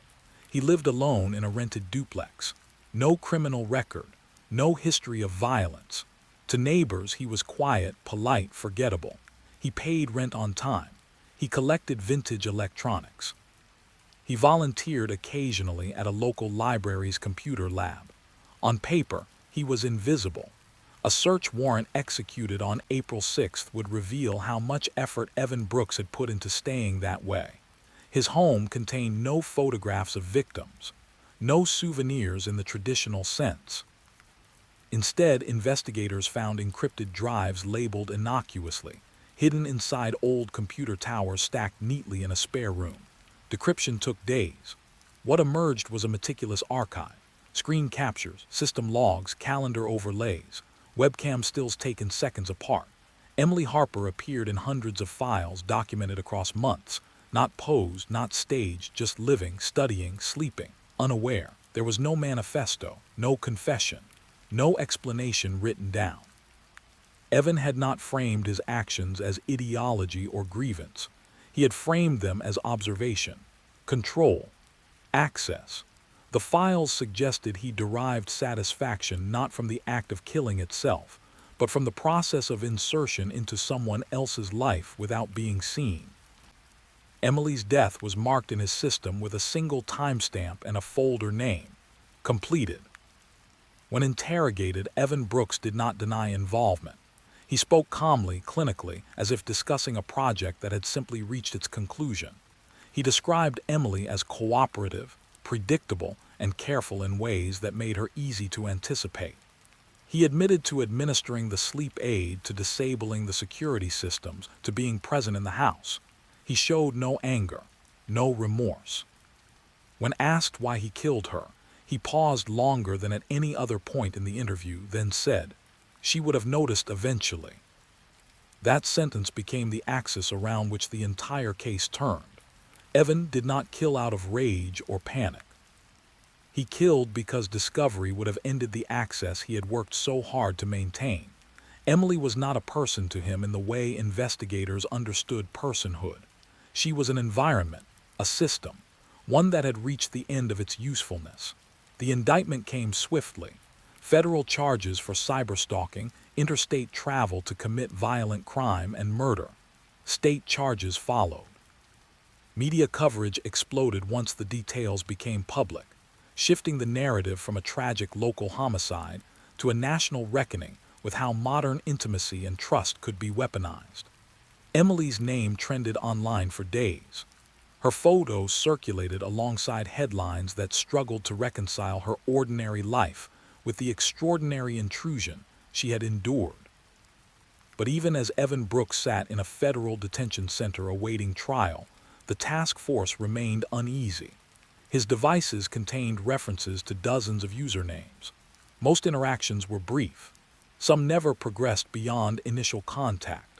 Investigators could not say with certainty how many people he had compromised, how many systems he had touched, how many homes he had virtually entered and left again without consequence. Emily Harper was the only confirmed victim, but the scope of his behavior suggested a long rehearsal, one that might have ended differently under slightly altered circumstances. By the time spring arrived in Cedar Falls, Willow Creek Drive looked the same as it always had. Snow melted. Grass returned. The house at number 417 was cleaned, repainted, and eventually sold. But for those who had worked the case, and for those who had followed it closely, something fundamental had shifted. The idea that danger required force or noise or visible breach no longer held. Emily Harper had done everything right. She locked her doors. She trusted technology. She believed that professionalism implied safety, and that belief had been used against her. The months that followed Evan Brooks's arrest unfolded with a strange duality, part procedural inevitability and part collective unease, as if the machinery of justice was moving forward while everyone involved quietly acknowledged that something irreparable had already shifted. In Cedar Falls, Emily Harper's death was no longer an active investigation but a memory that lingered in small human ways. A light left on too long, a laptop camera covered with tape, a pause before accepting help from someone online. For her family, however, time did not move in clean segments. Rachel Harper took indefinite leave from her job, returning to their childhood home where their parents tried and failed to resume normal routines. Emily's room remained untouched, a careful preservation of a life that felt unfinished. Her books stacked beside a bed she would never sleep in again, her handwriting frozen in notebooks that suddenly felt sacred. The legal process advanced with methodical precision. Evan Brooks was transferred to federal custody in Chicago, where prosecutors began assembling a case that bridged cybercrime statutes and homicide law in ways few precedents existed to guide. The evidence was overwhelming. Digital logs tied him directly to Emily's devices. Location data placed him in Cedar Falls on the night of her death. The zolpidem found in the wine glass matched a prescription he had obtained under a false name through an online telehealth service months earlier. There was no plausible defense strategy that could dismantle the sheer volume of corroboration. And yet, Evan entered a plea of not guilty, a decision that puzzled many until his attorneys clarified that he intended to challenge the interpretation of intent rather than the actions themselves. Pretrial hearings revealed more about Evan Brooks than investigators had initially uncovered. Psychological evaluations ordered by the court painted a portrait of a man who understood right and wrong in an abstract sense, but experienced emotional connection as a transactional concept. He did not express hatred toward Emily. He did not express fear of punishment. What he expressed, consistently, was irritation at the idea that his actions were being reframed as monstrous rather than logical. To him, the world was a series of systems, and systems existed to be accessed. People in his framework were simply the most complex systems of all. When the trial began in October 2024, it drew national attention, not because of sensational theatrics, but because of what it represented. This was one of the first major homicide cases in the United States, where the prosecution argued that digital intrusion was not merely a precursor to violence, but an integral component of it, a form of grooming and surveillance that enabled physical harm. Prosecutors walked the jury through Emily's life in painstaking detail, not to dramatize her death, but to humanize her existence. They showed her emails, her research notes, her messages to her sister about mundane frustrations and small joys.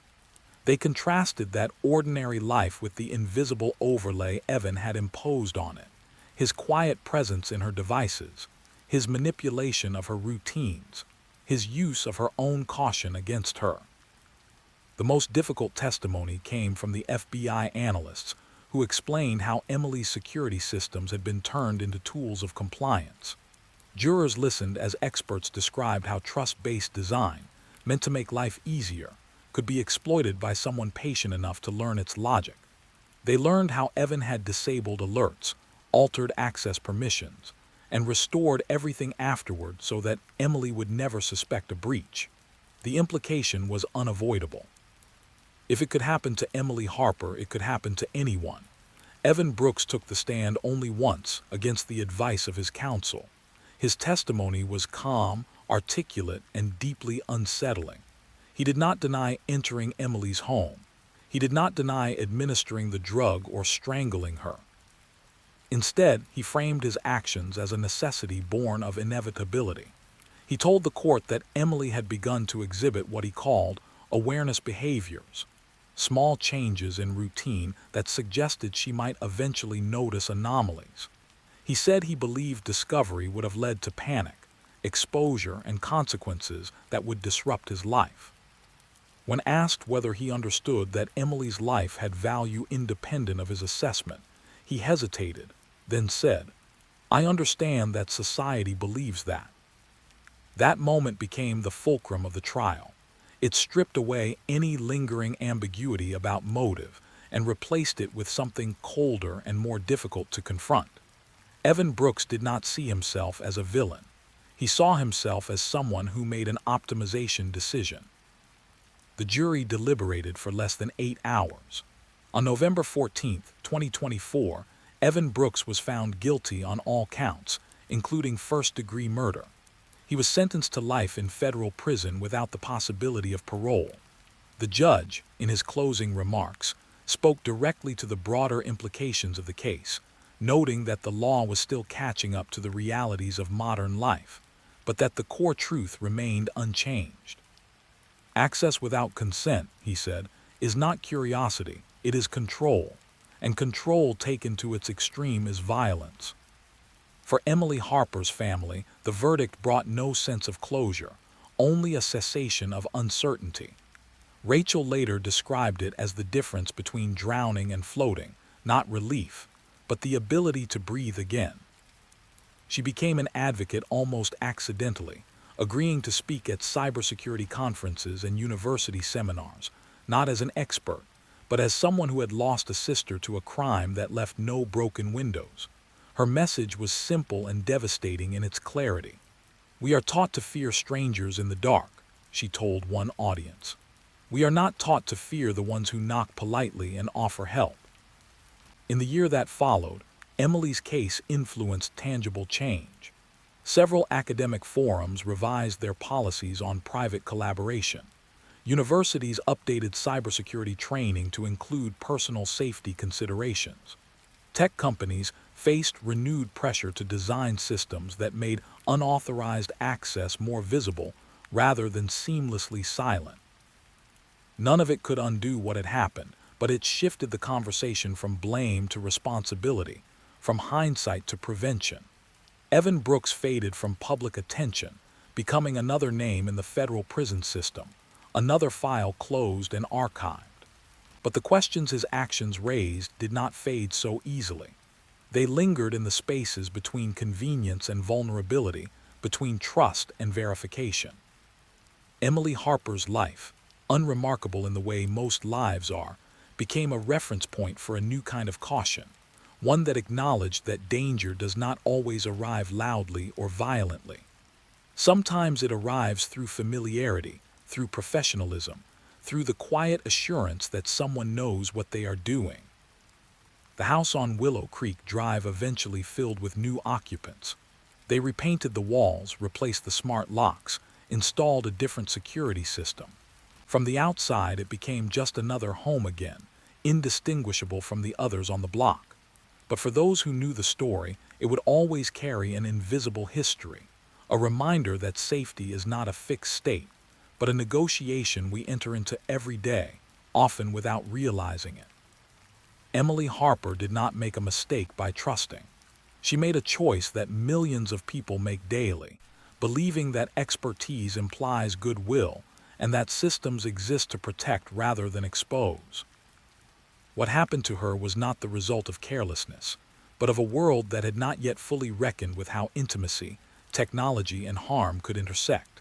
And in that reckoning, her story endures, not as a warning carved in fear, but as a call to see more clearly the spaces we invite others into, both online and off, before someone else learns too late how quietly a life can be taken apart.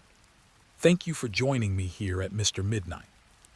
True crime stories remind us of life's mysteries and the importance of staying aware even as we seek comfort in the quiet of the night. Let the rain carry you to a peaceful sleep. And until we meet again, stay safe, stay curious,